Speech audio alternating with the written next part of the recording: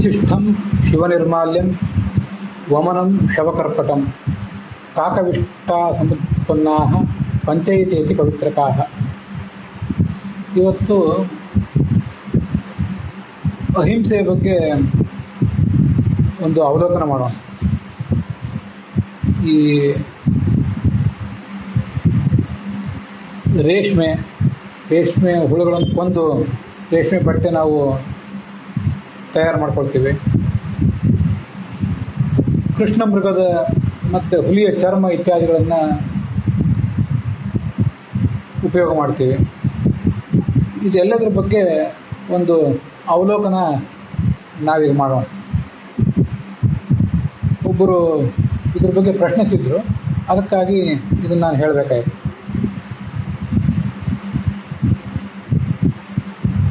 ರೇಷ್ಮೆ ಹುಳುಗಳು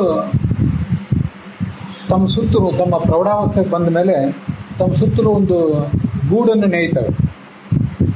ಆ ಗೂಡಿನೊಳಗೆ ತಾವೇ ಬಂದಿ ಆಗ್ತವೆ.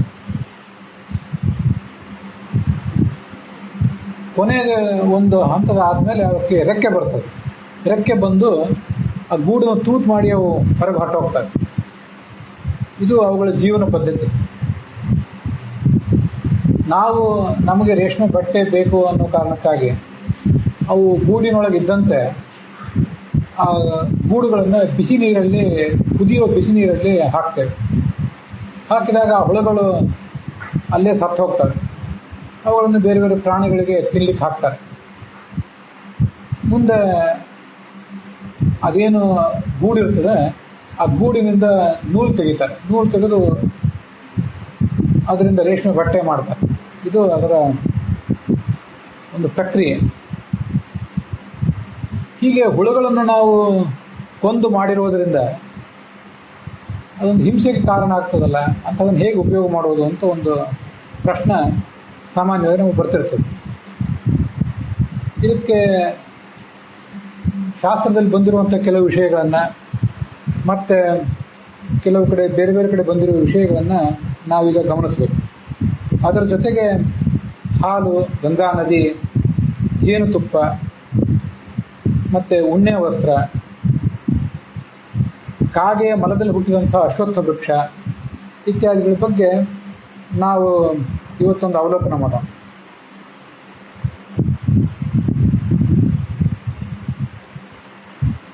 ಇದರಿಂದ ಒಟ್ಟಾರೆ ಶಾಸ್ತ್ರಗಳು ಏನು ಹೇಳಿವೆ, ಜಗತ್ತಿನಲ್ಲಿ ಏನು ನಡೆದಿದೆ ಅನ್ನೋದನ್ನೆಲ್ಲ ನಮಗೆ ನೋಡ್ಲಿಕ್ಕೆ ಅನುಕೂಲ ಆಗ್ತದೆ. ನಾನೊಂದು ಆರಂಭದಲ್ಲಿ ಶ್ಲೋಕ ಹೇಳಿದೆ, ಉಚ್ಚಿಷ್ಟ ಅಂದರೆ ಎಂಜಲು ಅಂತ ಅರ್ಥ. ಇಲ್ಲಿ ಹೇಳಿರುವ 4-5 ಸಂಗತಿಗಳೆಲ್ಲ ತುಂಬ ಪವಿತ್ರ. ಎಂಜಲು ಒಂದು ಪವಿತ್ರ. ಇನ್ನೊಬ್ಬರು ಯಾರ್ದೋ ಎಂಜಲು ನಾವು ತಿಂದರೆ ಅದು ಪವಿತ್ರ ಅಲ್ಲ. ಆದರೆ ನಾವೀಗ ದೇವ್ರ ಪೂಜೆಗೆ ಹಾಲು ಉಪಯೋಗ ಮಾಡ್ತೀವಿ, ನಾವು ಕುಡಿಲಿಕ್ಕೆ ಅದನ್ನು ಉಪಯೋಗ ಮಾಡ್ತೀವಿ. ಇದನ್ನೆಲ್ಲ ನಾವೇನು ಉಪಯೋಗ ಮಾಡ್ತೀವಲ್ಲ, ಇದು ಎಂಜಲು. ಮೊದಲು ಕರು ಅದನ್ನು ಕುಡಿತದೆ. ಕರು ಕುಡಿದ ಮೇಲೆ ಆ ಕರುವಿಗೊಂದು ಸ್ವಲ್ಪ ಕುಡಿಸಿದ ಮೇಲೆ ನಾವು ಆ ಕರುವನ್ನು ಆ ಕಡೆ ಇಟ್ಟು ಆ ಹಾಲನ್ನು ಉಪಯೋಗ ಮಾಡ್ತೀವಿ. ನಮಗಿದು ಗೊತ್ತಿದೆ. ಹೀಗೆ ಕರುವಿನ ಎಂಜಲಾದಂಥ ಹಾಲನ್ನು ದೇವ್ರ ಪೂಜೆಗೆ ಉಪಯೋಗ ಮಾಡ್ತೀವಿ, ನಾವು ಉಪಯೋಗ ಮಾಡ್ತೀವಿ. ಇದು ಒಂದು ಎಂಜಲು. ಇನ್ನೊಂದು ಶಿವ ನಿರ್ಮಾಲ್ಯ ಅಂತ. ಈ ಸಾಮಾನ್ಯವಾಗಿ ನಾವು ಸ್ನಾನ ಮಾಡಿದ ಮೇಲೆ ಉಳಿದಂಥ ನೀರು ಅದು ಅಪವಿತ್ರನೇ ಆಗ್ತದೆ. ಅದು ಮೋರಿಗೆ ಹೊರಟೋಗ್ತದೆ, ಕಟಾರಕ್ಕೆ ಹೊರಟೋಗ್ತದೆ. ನಾವು ಉಟ್ಟ ಬಟ್ಟೆ, ತೊಟ್ಟ ಹಾರ ಇತ್ಯಾದಿಗಳೇನಿದ್ರೆ ಅದನ್ನು ಇನ್ನೊಬ್ರಿಗೆ ಕೊಡುವಂತಿಲ್ಲ, ಅದು ಅಶುದ್ಧವೇ ಅದು. ಆದರೆ ಶಿವ ತನ್ನ ಜಟಾಜೂಟದಿಂದ ಹರಿಸಿದ ನೀರು ಈ ಗಂಗೆ, ಅದನ್ನು ನಾವು ಪವಿತ್ರ ಅಂತ ಪರಿಗಣನೆ ಮಾಡ್ತೇವೆ. ಈ ವಾಮನ ಅವತಾರದ ಕಥೆ ಇತ್ತಲ್ಲ, ವಾಮನ ತ್ರಿವಿಕ್ರಮನಾಗಿ ಬಲಿಚಕ್ರವರ್ತಿಯನ್ನು ಸೋಲಿಸಿದ. ಅದು ಪುರಾಣದಲ್ಲಿ ಬಂದಿದೆ. ಮುಂದೆ ನಾವು ಭಾಗವತದಲ್ಲಿ ಅದನ್ನು ನೋಡೋರಿದ್ದೇವೆ. ಅಲ್ಲಿ ಆ ವಾಮನನ ಪಾದ ಬ್ರಹ್ಮಾಂಡದ ಹೊರಗಿನ ಆವರಣಕ್ಕೆ ತಾಕಿ ಅಲ್ಲಿ ನೀರು ಸುರಿಯಿತು. ಆ ಸುರಿದಾಗ ಗಂಗೆ ನದಿ ಕೆಳಗೆ ಹರಿಯಿತು. ಮುಂದೆ ಆ ಗಂಗಾ ನದಿಯನ್ನು ಕೆಲವರು ಭೂಮಿಗೆ ತರಬೇಕು ಅಂತ ಪ್ರಯತ್ನ ಪಟ್ಟರು. ಅದು ಅದು ಸೂರ್ಯವಂಶದ ಕಥೆಯಲ್ಲಿ ಅದು ಬರ್ತದೆ. ಗಂಗಾ ನದಿಯಿಂದ ಕೆಲವು ಪೂರ್ವಜರಿಗೆ, ಸೂರ್ಯವಂಶದ ಕೆಲವು ಪೂರ್ವಜರಿಗೆ, ಭಗೀರಥನ ಪೂರ್ವಜರಿಗೆ ಮುಕ್ತಿ ಆಗೋದಿತ್ತು. ಅದಕ್ಕಾಗಿ ಭಗೀರಥ ಬಹಳ ಕಷ್ಟಪಟ್ಟು ಶಿವನನ್ನು ಕುರಿತು ತಪಸ್ ಮಾಡಿದ, ಗಂಗೆಯನ್ನು ಕುರಿತು ತಪಸ್ ಮಾಡಿದ. ಗಂಗೆಯನ್ನು ಕುರಿತು ತಪಸ್ ಮಾಡಿದಾಗ ಅವಳು ಭೂಮಿಗೆ ಬರ್ಲಿಕ್ಕೆ ಒಪ್ಪಿಲ್ಲ. ಮುಂದೆ ಆದ್ರೆ ಅವಳು ಹೇಳಿದ್ದು, ನಾನು ಅಲ್ಲಿಂದ ಮೇಲಿಂದ ಬರ್ತೇನೆ, ಆದರೆ ನಾನು ಭಾರ ತಡೆಯುವವರು ಯಾರು? ಶಿವನಿಗೆ ಹೊರತು ಬೇರೆಗೆ ಯಾರಿಗೂ ಆ ಶಕ್ತಿ ಇಲ್ಲ. ಅದಕ್ಕಾಗಿ ಶಿವನನ್ನು ಪ್ರಾರ್ಥನೆ ಮಾಡಬೇಕು. ಮತ್ತು ಸುದೀರ್ಘ ಕಾಲ ಶಿವನನ್ನು ಪ್ರಾರ್ಥನೆ ಮಾಡಿದೆ. ಶಿವ ಅದನ್ನು ನಾನು ಧಾರಣೆ ಮಾಡ್ತೇನೆ, ಅದರ ವೇಗವನ್ನು ತಡೆ ಹಿಡಿತೇನೆ, ಭೂಮಿಗೇನು ತೊಂದರೆ ಆಗದೇ ಇರುವಂತೆ ಮಾಡ್ತೇನೆ ಅಂತ ಅವನು ಒಪ್ಕೊಂಡ. ಈಗ ನೀರೇನು ಮೇಲಿಂದ ಬಂತಲ್ಲ ತ್ರಿವಿಕ್ರಮನ ಪಾದದಿಂದ, ಅದನ್ನು ಶಿವ ತನ್ನ ತಲೆಯ ಮೇಲೆ ಹಿಡಿದು ಅದರ ವೇಗವನ್ನು ತಡೆದು ಭೂಮಿಗೆ ಮುಂದೆ ಬಿಟ್ಟ. ಆದ್ದರಿಂದ ಭಗೀರಥ ಆ ಗಂಗೆಯನ್ನು ತಂದಿದ್ದರಿಂದ ಅದಕ್ಕೆ ಭಾಗೀರಥಿ ಅಂತ ಹೆಸರು ಬಂತು. ಇಷ್ಟಾದರೆ ಇತಿಹಾಸ. ಶಿವನ ತಲೆ ಮೇಲಿಂದ ಬಂದದ್ದು ಅಂಥೇಳಿ ಆ ನೀರೇನು ಅಪವಿತ್ರ ಆಗಲಿಲ್ಲ. ನಮ್ಮ ಮೈಯಿಂದ ಹರಿದ ನೀರು ಅದು ಹೊರಟೇ ಹೋಗ್ತದೆ, ಅದನ್ನು ಅಶುದ್ಧ ಅದು. ಆದರೆ ಕೆಲವು ಮೈಯಿಂದ ಬಂದ ನೀರಾದ್ರೂ ಶುದ್ಧ. ಮನೆಯ ಸ್ವಾಮಿಗಳನ್ನು ಕರಿತೇವೆ, ಸ್ವಾಮಿಗಳಿಗೆ ಪಾದ ಪೂಜೆ ಮಾಡ್ತೇವೆ, ಅದನ್ನೆಲ್ಲರೂ ಪ್ರೋಕ್ಷಣೆ ಮಾಡ್ಕೋತಾರೆ, ಯಾಕಂದರೆ ಪವಿತ್ರವೇ. ಹಾಗೆ ಶಿವನ ತಲೆಯ ಮೇಲಿಂದ ಕೆಳಗೆ ಬಿದ್ದ, ಶಿವನ ಜಡೆಯಿಂದ ಕೆಳಗೆ ಹರಿದು ಬಿದ್ದ ನೀರಾದರೂ ಕೂಡ ಅದು ಮೈಲಿಗೆ ಏನಲ್ಲ, ಅದು ಶುದ್ಧವೇ. ಇದು ಶಿವನಿರ್ಮಾಲ್ಯ ಅಂತ ಎರಡನೇದು. ಇನ್ನೊಂದು ವಮನ. ನಾವು ನೀವೇನಾದರೂ ವಾಂತಿ ಮಾಡಿಕೊಂಡ್ರೆ ಆ ವಾಂತಿಯನ್ನು ಯಾರು ಸ್ವೀಕಾರ ಮಾಡ್ತಾರೆ? ಯಾರು ಕ್ರಿಮಿಕೀಟಗಳೇನಾದ್ರು ತಿಂದು ಖಾಲಿ ಮಾಡಬೇಕಷ್ಟೆ, ಅದು ನಮಗೆ ಹೊಲಸು. ಆದರೆ ಜೇನುತುಪ್ಪ ಇದೆಯಲ್ಲ, ಜೇನು ಹಣ್ಣುಗಳ ವಾಂತಿ ಅದು. ಅವು ಎಲ್ಲ ಕಡೆ ಓಡಾಡಿ ನಾನಾ ಥರದ ಹೂವಿನ ಮಕರಂದವನ್ನೆಲ್ಲ ಸ್ವೀಕಾರ ಮಾಡಿ ಮುಂದೆ ಅದನ್ನು ತಮ್ಮ ಬಾಯಿಯಿಂದ ಆ ಜೇನುತುಪ್ಪವನ್ನು ಒಂದು ಕಡೆ ಸಂಗ್ರಹ ಮಾಡಿಡ್ತಾರೆ. ಅವುಗಳನ್ನು ನಾವು ಓಡಿಸಿ ಆ ಜೇನುತುಪ್ಪ ನಾವು ಸ್ವೀಕಾರ ಮಾಡ್ತೀವಿ, ದೇವರಿಗೆ ಅಭಿಷೇಕವೂ ಮಾಡ್ತೀವಿ, ನಾವು ಸ್ವೀಕಾರ ಮಾಡ್ತೀವಿ. ಇದು ವಮನ ಅಂದರೆ ವಾಂತಿ, ಅದು ತುಂಬ ಪವಿತ್ರ. ಶವಕರ್ಪಟ, ಶವ ಅಂದರೆ ಹೆಣ, ಹೆಣದ ಮೇಲಿನ ಬಟ್ಟೆ, ಅದೇ ರೇಷ್ಮೆ, ಅದು ಬಹಳ ಪವಿತ್ರವೇ, ನಮಗೆಲ್ಲ ಗೊತ್ತಿದೆ. ಅದ್ರ ಬಗ್ಗೆನೇ ನಾವೀಗ ನೋಡಿದ್ವಿ. ಇನ್ನೊಂದಿದೆ, ಅದು ಇಲ್ಲಿ ಬರಲಿಲ್ಲ, ಆದರೆ ನಾವು ಅದನ್ನೊಂದು ತಿಳ್ಕೊಳ್ಬೇಕು. ಜಿಂಕೆ, ಹುಲಿ ಮೊದಲಾದವುಗಳು ಮೈ ಮೇಲೆ ಚರ್ಮ ಇರ್ತದಲ್ಲ, ಅದಕ್ಕೆ ಅದನ್ನು ಉಪಯೋಗ ಮಾಡ್ತಾರೆ. ಅದನ್ನು ಉಪಯೋಗ ಮಾಡಿ ಸ್ವಾಮಿಗಳು ಮೊದಲಾದವರು ಅದ್ರ ಮೇಲೆ ಕೂತಿರ್ತಾರೆ. ಸ್ವಾಮಿಗಳೇ ಕುತ್ಕೊಳ್ಬೇಕಂತೇನು, ಉಳಿದವರು ಕುತ್ಕೋಬಹುದು. ಮತ್ತು ಅದರ ಚರ್ಮವನ್ನು ತಗೊಂಡು ಅದನ್ನು ಕೆಲವರು, ಶಿವ ಅದನ್ನೇ ವ್ಯಾಘ್ರಾಜನ ಉಟ್ಕೊಂಡಿರ್ತಾನಂತ, ಅದನ್ನೇ ಬಟ್ಟೆಯನ್ನಾಗಿ ಉಟ್ಟಿರ್ತಾನೆ. ಆ ಚರ್ಮವನ್ನು ತಗೊಂಡು ಅದರಿಂದ ದೇವ್ರ ಪೆಟ್ಟಿಗೆ ಮಾಡ್ತಾರೆ ಕೆಲವರು. ದೇವ್ರ ಪೆಟ್ಟಿಗೆ ಮಾಡಿ ಅದರಲ್ಲಿ ದೇವರನ್ನು ಹಾಕ್ಕೊಂಡು ಒಂದು ಊರಿಂದ ಇನ್ನೊಂದು ಊರಿಗೆ ತೊಗೊಂಡು ಹೋಗ್ತಾರೆ. ಶವದ ಮೇಲಿನ ಬಟ್ಟೆ ಅಂದರೆ ಒಂದು ರೇಷ್ಮೆಯೂ ಆಗಬಹುದು, ಇನ್ನೊಂದು ಕೃಷ್ಣಾಜಿನ ಮತ್ತು ಅಜಿನ ಅಂದರೆ ಚರ್ಮ. ಕೃಷ್ಣ ಅಂದರೆ ಕೃಷ್ಣ ಮೃಗ, ವ್ಯಾಘ್ರ ಅಂದರೆ ಹುಲಿ, ಮತ್ತು ಅದರ ಚರ್ಮ ಅಂದರೆ ವ್ಯಾಘ್ರಾಜನ. ಇವೆರಡನ್ನು ಸ್ವೀಕಾರ ಮಾಡ್ತಾರೆ. ಇನ್ನೊಂದು ಕಾಕವಿಷ್ಟಾಸ ಮುತ್ಪನ್ನ. ಅಶ್ವತ್ಥ ಗಿಡ ನಮಗೆ ಬಹಳ ಪವಿತ್ರ. ಅದೇ ಪವಿತ್ರ, ಅದು ಎಲ್ಲಿಂದ ಹುಟ್ಟೋದು? ಕಾಗೆ ಏನೇನೇನೋ ತಿಂತಿರ್ತದೆ, ತಿಂದು ಎಲ್ಲೋ ಅದರ ಮಲ ವಿಸರ್ಜನೆ ಮಾಡ್ತದೆ. ಅದರ ಮಲ ವಿಸರ್ಜನೆ ಬೀಜ ಹುಟ್ಟಿ ಆ ಬೀಜ ಬಿದ್ದಿರ್ತಲ್ಲ, ಅದರಿಂದ ಗಿಡ ಆಗ್ತದೆ. ಆದರೆ ಅದನ್ನ ಯಾರು ತಿರಸ್ಕಾರ ಮಾಡೋದಿಲ್ಲ, ತುಂಬ ಪವಿತ್ರ ಅದು. ಹೀಗೆ ಅಶ್ವತ್ಥ ವೃಕ್ಷನೂ ಪವಿತ್ರ. ಈ ಕಾಗೆಯ ಮರದಿಂದ ಬಂದದ್ದು ಅಂತ ಮಾತು ಬಂದಾಗ ನನಗೆ ಕಥೆ ನೆನಪಿಗೆ ಬರ್ತದೆ. ನಾವು ಈಗಾಗಲೇ ರಾಮ, ಲಕ್ಷ್ಮಣ, ಭರತ, ಶತ್ರುಘ್ನರ ಬಗ್ಗೆ ಕಥೆ ಕೇಳಿದ್ದೀವಿ. ರಾಮ ವನವಾಸಕ್ಕೆ ಹೋದಾಗ ಭರತ ರಾಜ್ಯವನ್ನು ಆಳಬೇಕಾಗಿತ್ತಲ್ಲ, ಅವಾಗ ಅವನೇನು ಮಾಡಿದ್ದಂತೆ, ಊರ ಹೊರಗೆ, ಅಯೋಧ್ಯೆಯಲ್ಲಿ ಇರಲಿಲ್ಲ ಅವನು, ಊರ ಹೊರಗೆ ನಿಂತ್ಕೊಂಡು ರಾಜ್ಯಭಾರ ಮಾಡಿದ ರಾಮನ ಪರವಾಗಿ. ಆಗ ಅವನೇನು ಹೇಗೆ ಆಹಾರ ಸ್ವೀಕಾರ ಮಾಡ್ತಿದ್ದ ಅಂದರೆ, ಗೋಮೂತ್ರ ಯಾವಕ, ಅನೇಕ ಜನ ಈ ಥರ ಮಾಡ್ತಿದ್ದರು. ಈ ಜವೆ ಗೋಧಿ ಮೊದಲಾದದನ್ನು ಗೋಮೂತ್ರದಲ್ಲಿ ನೆನೆಸಿ ಏನು ಆಹಾರ ಸ್ವೀಕಾರ ಮಾಡ್ತಿದ್ದರು. ಇನ್ನು ಕೆಲವು ಸನ್ಯಾಸಿಗಳು ಕೆಲವು ಧನಧಾನ್ಯಗಳನ್ನು ಗೋವಿಗೆ ತಿನ್ನಿಸಿ, ಆ ಗೋವಿನ ಮಲದಲ್ಲಿ ಆ ಧನ ಮತ್ತೆ ಬರ್ತದಲ್ಲ, ಅದನ್ನು ಹೆಕ್ಕಿ ಆರಿಸಿ ಅದನ್ನು ಪವಿತ್ರವಾಗಿದ್ದನ್ನು ಸ್ವೀಕಾರ ಮಾಡ್ತಾರೆ ಕೆಲವು ಸನ್ಯಾಸಿಗಳು. ಇದನ್ನೆಲ್ಲ ಕಥೆ ಕೇಳಿದೆ, ಯಾಕೆಂದರೆ ಅಷ್ಟು ಪವಿತ್ರ, ಅದು ದೋಷ ಎಲ್ಲ ಹೋಗಲಿ ಅಂತ. ಹೀಗೆ ಮಲದಿಂದ ಬಂತು, ನಿಮ್ಮ ಮಲ ಅಪವಿತ್ರ ಹೌದು, ಆದರೆ ಆಕಳಿನ ಮಲ ಖಂಡಿತವಾಗಿಯೂ ಅಪವಿತ್ರ ಅಲ್ಲ. ಎಲ್ಲ ಕ್ರಿಮಿನಾಶಕ ಗುಣ ಇರ್ತಾವೆ. ಕಾಗೆ ಮಲದಿಂದ ಹೊರಬಂದ ಅಶ್ವತ್ಥದ ಬೀಜದಿಂದ ಹುಟ್ಟಿದ ಅಶ್ವತ್ಥ ಗಿಡ ಭಾರಿ ಪವಿತ್ರ, ನಮಗೆಲ್ಲ ಗೊತ್ತಿದ್ದೇ ಇದೆ. ಇದು ಶಾಸ್ತ್ರ ಹೀಗೆ. ಆದ್ದರಿಂದ ರೇಷ್ಮೆ ವಸ್ತ್ರದ ಬಗ್ಗೆ ಅದು ಹಿಂಸೆ ಅಂತ ಅನ್ನುವುದು ಸಲ್ಲದು. ಇದಿಷ್ಟು ರೇಷ್ಮೆ ವಸ್ತ್ರದ ಬಗ್ಗೆ ಇತ್ಯಾದಿಗಳ ಬಗ್ಗೆ ನಾನು ಒಂದು ಕಥೆ ಹೇಳಿದೆ, ಒಂದು ನಡೆದು ಬಂದದನ್ನು ಹೇಳಿದೆ. ಇದ್ರ ಜೊತೆಗೆ ಇನ್ನೂ ಕೆಲವು ಸಂಗತಿಗಳನ್ನು ನಾವು ವಿಚಾರ ಮಾಡಬೇಕು. ಅಹಿಂಸೆ ಅನ್ನೋದ್ರ ಬಗ್ಗೆ, ನಾವು ಹಿಂಸೆ ಮಾಡಬಾರ್ದು ಬೇರೆ ಪ್ರಾಣಿಗಳಿಗೆ ಅನ್ನೋ ವಿಷಯ ಸರಿ. ನೀವು ಕೇಳ್ತಾ ಕೇಳ್ತಾ ಹೋದಾಗ ನಿಮ್ಗೆ ಅದು ಆಶ್ಚರ್ಯ ಅನಿಸ್ಬೋದು. ಯಾರು ಮಾಂಸಾಹಾರ ಸ್ವೀಕಾರ ಮಾಡ್ತಿರೋದಿಲ್ವೋ ಅಂಥವರಿಗೆ, ನಮಗೂ ನಿಮಗೆಲ್ರಿಗೂ ಇದೊಂದು ಆಘಾತಕರವಾಗಿ ಕಾಣಿಸ್ಬೋದು. ಆದರೆ ಅದನ್ನು ನೀವು ಪೂರ್ಣ ಕೇಳಿದ ಮೇಲೆ ನಿಮ್ಮ ಅಭಿಪ್ರಾಯ ಹೇಳಬೇಕು. ಅದರಲ್ಲೊಂದು ನಾವು ವಿಚಾರ ಮಾಡಬೇಕಾದ ಅಂಶ ಇದೆ. ಸಸ್ಯಾಹಾರ ಶ್ರೇಷ್ಠವೇ, ಆದರೆ ಅದಕ್ಕೊಂದು ಅಂಶ ಇದೆ, ಅದನ್ನು ಈಗ ಹೇಳೋನಿದ್ದೆ. ಈ ಜಗತ್ತಿನಲ್ಲಿ ಮನುಷ್ಯನನ್ನು ಹಿಡಿದು ಮೀನು, ಆಕಾಶದಲ್ಲಿ ಸಂಚಾರ ಮಾಡುವ ಹಕ್ಕಿಗಳು, ಹುಲಿ, ಸಿಂಹ, ಆನೆ, ಈ ಯಾವುದೂ ಕೂಡ ಇನ್ನೊಂದು ಪ್ರಾಣಿಗೆ ಹಿಂಸೆ ಮಾಡದೆ ಬದುಕುವುದೇ ಸಾಧ್ಯ ಇಲ್ಲ. ಪ್ರತಿಯೊಬ್ಬರು ಕೂಡ ಒಂದಲ್ಲ ಒಂದು ಪ್ರಾಣಿಗೆ ಹಿಂಸೆ ಮಾಡಲೇಬೇಕು. ಸಸ್ಯಾಹಾರ ನಾವು ಸ್ವೀಕಾರ ಮಾಡಿದರೂ ಕೂಡ ಅಕ್ಕಿಯ ಭತ್ತದ ಸಸ್ಯ, ಗೋಧಿಯ ಸಸ್ಯ, ಜೋಳದ ಸಸ್ಯವನ್ನು ನಾವು ಕಡಿತೀವಿ, ಕಟಾವು ಮಾಡ್ತೇವೆ. ಕಟಾವು ಮಾಡಿದ ಮೇಲೆ ಅದರ ಧಾನ್ಯಗಳನ್ನೆಲ್ಲ ಬಿಡಿಸಿ ಅದನ್ನು ನಾವು ಸ್ವೀಕಾರ ಮಾಡ್ತೇವೆ. ಆ ಗಿಡ ಮರಗಳಿಗೂ ಜೀವ ಇದ್ದೇ ಇದೆ.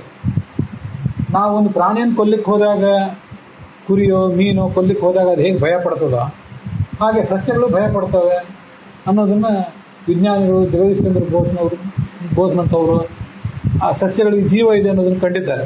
ಅದಕ್ಕೆ ಬೆಳವಣಿಗೆ ಇದೆ, ಭಾವನೆಗಳಿವೆ. ಆದರೆ ಬೇರೆ ಪ್ರಾಣಿ ಪಕ್ಷಿಗಳಷ್ಟು ವಿಕಸಿತವಾದ ಮೆದುಳು ಅದಕ್ಕಿಲ್ಲ. ಆದ್ದರಿಂದ ಅವು ಭಯ ಪಡೋದು ನಮ್ಗೆ ಗೊತ್ತಾಗೋದಿಲ್ಲ ಅಷ್ಟೇ. ಅಂತೂ ಇನ್ನೊಬ್ಬರಿಗೆ ಯಾರಿಗೂ ಹಿಂಸೆ ಕೊಡದೆ ಬದುಕುವುದೇ ಸಾಧ್ಯ ಇಲ್ಲ ಜಗತ್ತಿನಲ್ಲಿ. ಸಸ್ಯಾಹಾರಿಗೂ ಬದುಕೋದು ಸಾಧ್ಯ ಇಲ್ಲ, ಮಾಂಸಾಹಾರಿಗೂ ಬದುಕೋದು ಸಾಧ್ಯ ಇಲ್ಲ. ಏನು ಮಾಡಬೇಕು? ಬದುಕೋದು ಹೇಗೆ? ಅದಕ್ಕಾಗಿ ನಮ್ಮ ಪ್ರಾಚೀನರಲ್ಲಿ ಒಂದು ಪದ್ಧತಿ ಬಳಕೆಯಲ್ಲಿತ್ತು. ಅದು ಈಗಲೂ ಅಲ್ಲಲ್ಲಿದೆ. ಅದನ್ನೆಲ್ಲ ನಾವು ಉಳಿಸ್ಕೊಂಡು ಹೋಗೋ ಪ್ರಯತ್ನ ಮಾಡಬೇಕು. ಆ ಜವಾಬ್ದಾರಿ ಹೊರಬೇಕು ನಾವು. ಅದೇನೆಂದರೆ, ಮಾಂಸಾಹಾರವನ್ನೇ ತಿನ್ನಲಿ, ಸಸ್ಯಾಹಾರವನ್ನೇ ತಿನ್ನಲಿ, ನಾವು ಮನೆಯಲ್ಲಿ ಅಡುಗೆ ಮಾಡ್ತೀವಲ್ಲ, ಇಡ್ಲಿ ಒಲೆ ಮೇಲೆ, ಕಟ್ಟಿಗೆ ಮೇಲೆ ಅಡುಗೆ ಮಾಡ್ತಿದ್ವಿ. ಇಡ್ಲಿ ಮೇಲೆ ಮಾಡೋ ಕಡಿಮೆ ಕಟ್ಟಿಗೆ ಒಲೆಗಳಲ್ಲಿ ಅಡುಗೆ ಮಾಡ್ತಿದ್ರು ಗ್ರಾಮೀಣ ಭಾಗದಲ್ಲಿ, ನಗರದ ಭಾಗದಲ್ಲಿ, ಎಲ್ಲ ಕಡೆ ಕೂಡ. ಅಡುಗೆ ಆದಮೇಲೆ ಒಂದಿಷ್ಟು ಅನ್ನನೋ, ಒಂದು ರೊಟ್ಟಿ, ಚಪಾತಿ, ಒಂದು ತುಣುಕನ್ನು ಅಗ್ನಿಗೆ ಹಾಕ್ತಿದ್ರು. ಅದು ನಿಮ್ಮಂಥವರ ಅನೇಕರ ಬಾಯಿಂದ ನಾನು ಕೇಳಿದೆ. ನಿಮ್ಮ ಮನೆಗಳಲ್ಲೇ ನಿಮ್ಮ ತಾಯಿ, ಅಜ್ಜಿ ಮೊದಲಾದವರು ಮಾಡ್ತಿದ್ರು ನಾನು ಕೇಳಿದೆ. ಅನೇಕ ಜನ ರೈತರ ಹೆಂಗಸರು ಕೂಡ ಅದನ್ನು ಮಾಡ್ತಿದ್ದನ್ನು ನಾನು ಕೇಳಿದ್ದೀನಿ. ತುಂಬ ಏನು ಹೆಚ್ಚಿನ ಧಾರ್ಮಿಕ ಸಂಸ್ಕಾರ ಇಲ್ಲದೆ ಇದ್ದವರು, ಸಾಮಾನ್ಯರಾದವರು ಕೂಡ ಅದನ್ನು ಮಾಡ್ತಿದ್ದನ್ನು ಕೇಳಿದ್ದೇನೆ. ಅವ್ರು ಯಾಕೆ ಮಾಡ್ತೀವಿ ಅನ್ನೋದು ಗೊತ್ತಿಲ್ಲ ಅವರಿಗೆ.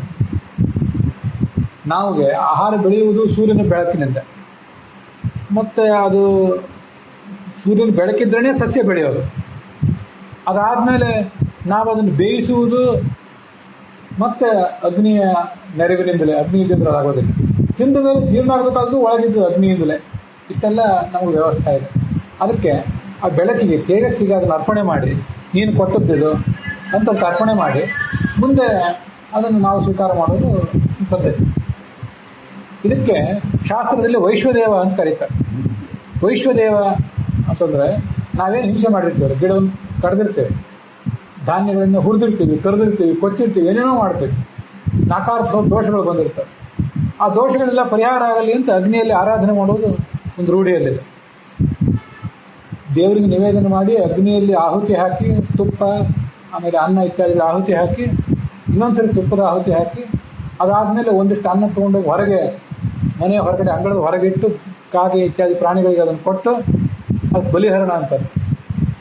ಆಮೇಲೆ ನಾವು ಊಟ ಮಾಡಿದ್ವಿ, ಗೃಹಸ್ಥ ಆಮೇಲೆ ಊಟ ಮಾಡ್ತೀವಿ. ಅಲ್ಲ, ಜವಾಬ್ದಾರಿ ಅವನು. ಇವತ್ತಿಗೂ ರಾಜಸ್ಥಾನ, ಗುಜರಾತ್ ಮೊದಲಾದ ಕಡೆ ಕೆಲವು ಜನ ಮನೆ ಮೇಲ್ಗಡೆ ಒಂದು ನೀರಿನ ಪಾತ್ರ ಇಟ್ಟಿರ್ತಾರೆ. ಒಂದಿಷ್ಟು ಆಹಾರನೂ ಅಲ್ಲಿ ಇಟ್ಟು ಬರ್ತಾರೆ. ಪ್ರಾಣಿಗಳು, ಪಕ್ಷಿಗಳು ಕುಡಿದು ಹೋಗ್ತಾರೆ. ಅನೇಕ ಕಡೆ ಅಂತ ಅನುಕೂಲ ಮಾಡಿರ್ತಾರೆ. ಇದೆಲ್ಲ ಏನು ಉದ್ದೇಶ ಅಂದರೆ, ನಾವು ತಿನ್ನೋದಕ್ಕಿಂತ ಮುಂಚೆ ಪ್ರಾಣಿಗಳ, ಪಕ್ಷಿಗಳಿಗೆ ಕೊಡಬೇಕು. ಅಗ್ನಿಗೆ ಅದನ್ನು ನಿವೇದನೆ ಮಾಡಿ ನಮ್ಮ ಪಾಪವನ್ನು ಕಳ್ಕೋಬೇಕು. ಸಸ್ಯಾಹಾರವೇ ತಿಂದು, ಮಾಂಸಾಹಾರವೇ ತಿಂದು ಅದು ಕಳ್ಕೋಬೇಕು, ದೇವರಿಗೆ ನಿವೇದನೆ ಮಾಡಬೇಕು. ಇದು ಕ್ರಮವಾಗಿ ಇಡ್ಲಿ ಒಲೆ, ಕಟ್ಟಿಗೆ ಒಲೆ ಹೋಗಿ ಇಡ್ಲಿ ಒಲೆ ಕಾಲಿಟ್ಟು, ಅದಾದ್ಮೇಲೆ ಮತ್ತೆ ಎಲೆಕ್ಟ್ರಿಕ್ ಸ್ಟೋವ್, ಗ್ಯಾಸಿನ ಸ್ಟೋವ್ ಕಾಲಿಟ್ಟಾಗ ಅವೆಲ್ಲ ಪೂರ್ಣ ಕಣ್ಮರೆ ಆಗೋ ಸಾಧ್ಯತೆ ಬರ್ತದೆ. ಅದಕ್ಕೆ ಕನಿಷ್ಠ ಪಕ್ಷ ದೇವರ ನಿವೇದನೆಗಾದರೂ ಒಂದಿಷ್ಟು ಇಡ್ಲಿ ಒಲೆ ಮೇಲೆ, ಕಟ್ಟಿಗೆ ಒಲೆ ಮೇಲೆ ಅನುಕೂಲ ಇದ್ದವರು, ಗ್ರಾಮೀಣ ಭಾಗದಲ್ಲಂತ ಒಂದು ಬಿಟ್ಟ ದೊಡ್ಡ ತಪ್ಪಾಗಿತ್ತು. ಒಂದಿಷ್ಟು ಕಟ್ಟಿಗೆ ಸಿಗ್ತದೆ ನಮಗೆ, ನಗರದ ಭಾಗದಲ್ಲಿ ಸಿಗಲಿಕ್ಕಿಲ್ಲ. ಗ್ರಾಮೀಣ ಭಾಗದಲ್ಲಿ ಜಮೀನು ಹೊಲ ಇದ್ದವ್ರ ಮನೆಯಲ್ಲಿ ಅದನ್ನು ಖಂಡಿತವಾಗಿಯೂ ರೂಢಿಯಲ್ಲಿ ಇಟ್ಕೊಳ್ಳೋದನ್ನ ದೊಡ್ಡವರು ಏನು ಹಾಕಿಕೊಟ್ಟಿರ್ತಾರೆ ಅದನ್ನು ಮುಂದಿನವರು ಮಕ್ಕಳು ನಡೆಸಬೇಕು. ಅಂಥ ಸಂಕಲ್ಪಗಳನ್ನು ನಾವೀಗ ತೊಡಗಬೇಕು. ಇದು ನಮಗೆ ಏನು ಹಿಂಸೆ ಮಾಡಿದರೂ ಆ ಹಿಂಸೆ ಪೂರ್ಣವಾಗಿ ಹೋಗೋದಿಲ್ಲ. ಬದುಕೋದು ಹೇಗೆ ಮನುಷ್ಯ? ಅದಕ್ಕಾಗಿ ಋಷಿಮುನಿಗಳು ಏನು ಮಾಡ್ತಿದ್ರು ಅಂದರೆ, ಈ ಅಕ್ಕಿ ಗೋಧಿ ಮೊದಲಾದದ್ದು ಬರ್ತದಲ್ಲ, ಋಷಿಮುನಿಗಳ ಕಥೆ ಆಮೇಲೆ ಹೇಳ್ತಾನೆ. ಅಕ್ಕಿ ಗೋಧಿ ಮೊದಲಾದ ಬರ್ತದಲ್ಲ, ಅದು ನೀವು 3 ವರ್ಷದ ಕಾಲ ಇಟ್ಟು ಆಮೇಲೆ ಸ್ವೀಕಾರ ಮಾಡ್ತಾರೆ ಕೆಲವರು. 3 ವರ್ಷದ ತನಕ ಅದಕ್ಕೆ ಮತ್ತೆ ಬೀಜ ಆಗಿ ಮೊಳೆಯುವ ಶಕ್ತಿ ಇರ್ತದೆ. 3 ವರ್ಷದ ನಂತರ ಬೀಜ ಆಗಿ ಮೊಳೆಯುವ ಶಕ್ತಿ ಹೋಗ್ತದೆ. ಅದಕ್ಕಾಗಿ 3 ವರ್ಷ ಇಟ್ಟು ಕೆಲವರು ಅದನ್ನು ಸ್ವೀಕಾರ ಮಾಡೋದೊಂದು ಪದ್ಧತಿ ಇದೆ. ಇನ್ನು ಋಷಿ ಮುನಿಗಳು ಮೊದಲಾದವರು ಕಾಡಿಗೆ ಹೋಗ್ತಿದ್ರು. ಅವರು ಅಕ್ಕಿ ಗೋಧಿ ಮೊದಲಾದನ್ನೇ ತಿಂತಿರಲಿಲ್ಲ. ಗಿಡದಿಂದ ಹಣ್ಣುಗಳನ್ನು ಸ್ವೀಕಾರ ಮಾಡ್ತಿದ್ರು. ಇದನ್ನು ಗಮನಿಸಬೇಕು. ಭತ್ತದ ಸಸ್ಯ, ಗೋಧಿಯ ಸಸ್ಯ, ಜೋಳದ ಸಸ್ಯ ಇತ್ಯಾದಿಗಳನ್ನು ನಾವು ಕಟ್ ಮಾಡಿದಾಗ ಆ ಸಸ್ಯಕ್ಕೆ ನೋವಾಗ್ತದೆ. ಆದರೆ ಗಿಡಗಳಿಂದ ಹಣ್ಣು ಕಿತ್ತಿದ್ರೆ ಅದಕ್ಕೆ ನೋವಾಗೋದಿಲ್ಲ. ಅದು ಉಗುರು ಕಿತ್ತಿದಂತೆ ಮತ್ತು ಕೂದಲು ಕಟ್ ಮಾಡಿದಂತೆ, ಹೇರ್ ಕಟಿಂಗ್ ಮಾಡಿದಂತೆ ಅಷ್ಟೇ. ಅದನ್ನು ಹಣ್ಣುಗಳನ್ನು ಸ್ವೀಕಾರ ಮಾಡ್ತಿದ್ರು, ಹಣ್ಣು ಇತ್ಯಾದಿಗಳನ್ನು ಮಾತ್ರ. ಇನ್ನೂ ಕೆಲವರು ಹಣ್ಣು ಬೇಡ, ಎಲೆಗಳನ್ನು ಮಾತ್ರ ಸ್ವೀಕಾರ ಮಾಡಬೇಕು. ಪಾರ್ವತಿ ಶಿವನನ್ನು ಕುರಿತು ತಪಸ್ಸು ಮಾಡಿದ್ಲಲ್ಲ, ಆವಾಗ ಈ ಉಳಿದ ಮುನಿಗಳೆಲ್ಲ ಎಲೆ ತಿಂತಿದ್ರು. ಕೆಲವರು ಹಸಿ ಎಲೆ ತಿನ್ನೋದು ಬೇಡ, ಹಸಿ ಎಲೆಗಿಂತ ಜೀವ ಇರ್ತದೆ, ಏನೋ ಒಂದು ಜೀವದ ಅಂಶ ಇರ್ತದೆ, ಚೈತನ್ಯ ಇರ್ತದೆ. ಅದಕ್ಕೆ ಒಣಗಿನ ಎಲೆ ತಿಂತಿದ್ರು ಕೆಲವರು ಮುನಿಗಳು. ಇನ್ನು ಕೆಲವರು ಆ ಪಾರ್ವತಿ ಎಲೆನೂ ಬಿಟ್ಲದು, ಅಷ್ಟು ಕಠೋರವಾಗಿ ತಪಸ್ಸು ಮಾಡಿ ಅಪರ್ಣ ಅಂತ ಹೆಸರು ಪಡ್ಕೊಂಡ್ಲದು. ಪರ್ಣ ಅಂದರೆ ಎಲೆ, ಅಪರ್ಣ ಅಂದರೆ ಪರ್ಣವನ್ನು ಬಿಟ್ಟಿದ್ದಂತ ಅವಳು ಅಪರ್ಣ ಆದ. ಹಾಗೆ ಪರಶಿವನ ಕೈ ಹಿಡಿದ್ಲು ಅವಳು ಪಾರ್ವತಿ, ಅಷ್ಟು ಕಠೋರವಾಗಿ ತಪಸ್ಸು ಮಾಡಿ ಅಂತ ನಮಗೆ ಕೇಳಿ ಬರ್ತದೆ. ಈಗ ನೀವು ಆ ಥರ ಮಾಡಲಿಕ್ಕೆ ಸಾಧ್ಯ ಇಲ್ಲ. ಜೀವನಕ್ಕೆ ಹೊಂದ್ಕೊಂಡು ಬದುಕಬೇಕಾದವ್ರು ನಾವು. ಆದ್ದರಿಂದ ಜೀವನಕ್ಕೆ ಹೊಂದ್ಕೊಂಡು ಬದುಕಬೇಕಾದವ್ರಿಗೆಲ್ಲ ನೀವೆಲ್ಲ ಕಾಡಿಗೆ ಹೋಗ್ರಿ, ನೀವು ಬರೀ ಹಣ್ಣು ಏನೋ ಗಡ್ಡೆ ಗೆಣಸು ತಿಂದು ಬದುಕ್ರಿ ಅಂತ ಹೇಗೆ ಬರುತ್ತೆ? ಅದಕ್ಕಾಗಿ ನಮ್ಮಂಥವರಿಗೆ ನೀವು ತಿನ್ರಿ, ಅಕ್ಕಿ ಜೋಳ ಗೋಧಿ, ನಿಮ್ಮ ಮನೆಯ ಹಿನ್ನೆಲೆ ಇದ್ದರೆ ಮಾಂಸಾಹಾರನಾದರೂ ಸ್ವೀಕಾರ ಮಾಡಿರಿ. ಏನು ಮಾಡ್ತೀರಿ ಮಾಡಿರಿ, ಆದರೆ ಅದನ್ನು ಭಗವಂತನಿಗೆ ನಿವೇದನೆ ಮಾಡಿ. ಮಾಂಸಾಹಾರವನ್ನು ಭಗವಂತನಿಗೆ ನಿವೇದನೆ ಮಾಡಿದ್ರೆ ತಪ್ಪಲ್ಲ. ಇದು ಆಶ್ಚರ್ಯ ಅನ್ನಿಸ್ತದೆ ನಮಗೆ. ಸಸ್ಯಾಹಾರವನ್ನು ರೂಢಿಯಲ್ಲಿ ಇಟ್ಕೊಂಡವರಿಗೆ ನಮಗೆ ಇದು ಆಶ್ಚರ್ಯ ಅನ್ನಿಸ್ತದೆ. ಯಾರು ಮೌನವಾಗಿ ನನ್ನನ್ನು ಆಕ್ಷೇಪ ಮಾಡಿದ್ರು ಮಾಡ್ಬೋದು, ನೀವೇನು ಹೇಳ್ತಾನೆ ಕಥೆ ಅಂತೇಳಿ. ಶಾಸ್ತ್ರದಲ್ಲಿ ಇದ್ದದನ್ನು ಹೇಳಿದ್ರು ಒಪ್ಪುವುದು ನಿಮಗೆ ಬಿಟ್ಟರು. ಅದಕ್ಕಾಗಿ ಇವತ್ತಿಗೂ ಕೂಡ ಮಾಂಸಾಹಾರದ ಹಿನ್ನೆಲೆ ಇದ್ದವರು ಅನೇಕ ಕಡೆ ಗಣೇಶ, ಹನುಮಂತನ ದೇವರಿಗೂ ಅಲ್ಲಲ್ಲಿ ಮಾಂಸನೇ ನಿವೇದನೆ ಮಾಡಿ ಬರ್ತಾರೆ. ನಮಗೆ ವಿಚಿತ್ರವಾಗಿ ಕಾಣ್ಬೋದು, ತಿಂತಾರಲ್ಲ ಅವ್ರು, ತಿನ್ನೋದನ್ನು ದೇವರಿಗೆ ನಿವೇದನೆ ಮಾಡಿ ತಿಂತಾರೆ. ಮದ್ಯವನ್ನು ದೇವರಿಗೆ ನಿವೇದನೆ ಮಾಡೋರಿದ್ದಾರೆ, ನಮಗೆ ವಿಚಿತ್ರವಾಗಿ ಕಾಣಿಸ್ತದೆ ಅಷ್ಟೇ. ಒಂದು ಸಂಗತಿ ಗೊತ್ತಿರಬೇಕು, ಹಿಂದಿನ ಯುಗದಲ್ಲಿ ಎಲ್ಲರೂ ಮಾಂಸಾಹಾರ ತಿಂತಿದ್ರು. ಅವಾಗ ಏನು ಮಾಡ್ತಿದ್ರು ಅಂದರೆ ಆ ಮಾಂಸವನ್ನೇ ದೇವರಿಗೆ ನಿವೇದನೆ ಮಾಡ್ತಿದ್ರು. ಮತ್ತು ಯಜ್ಞ ಮಾಡ್ತಿದ್ರಲ್ಲ, ಯಜ್ಞದಲ್ಲಿ ರಾಜರು ಮೊದಲಾದವರು ಮಾಂಸದ ಆಹಾರವನ್ನು ಬಲಿ ಕೊಟ್ಟು ಅದರದ್ದೊಂದು ಭಾಗ ಉಳಿದಿರ್ತದಲ್ಲ ಅದನ್ನು ಸ್ವೀಕಾರ ಮಾಡ್ತಿದ್ರು. ಅದಕ್ಕೆ ಮನುಸ್ಮೃತಿಯಲ್ಲಿ ಒಂದು ಶ್ಲೋಕ ಕೇಳಿ ಬರ್ತದೆ, ಇದನ್ನು ನಾವು ತಿಳ್ಕೊಳ್ಳೋದು. ಮಾಂಸಾಹಾರ ತಪ್ಪೇನಿಲ್ಲ, ಯಾಕಂದರೆ ಅದು ಅವರ ಅಭ್ಯಾಸ. ಯಾವತ್ತೂ ನಾವು ಮಾಂಸಾಹಾರಿಗಳನ್ನು ಹೀಗಳಿಬಾರ್ದು, ಇನ್ನೊಬ್ರು ನಾವು ಹಾಗೆ ಮಾಡ್ತಾರೆ ಹೀಗೆ ಮಾಡ್ತಾರೆ ಅಂತ ನಾವು ಯಾರನ್ನು ತಿರಸ್ಕಾರ ಮಾಡಬೇಕಾಗಿಲ್ಲ, ಅದು ಅವರ ಅಭ್ಯಾಸ. ಆದರೆ ಒಂದು ಸಂಗತಿ ಏನು ತಿಳ್ಕೊಳ್ಬೇಕು ಅಂದರೆ, ನಿವೃತ್ತಿಸ್ತು ಮಹಾಫಲ, ಬಿಟ್ಟರೆ ಭಾರಿ ಫಲ ಇದೆ.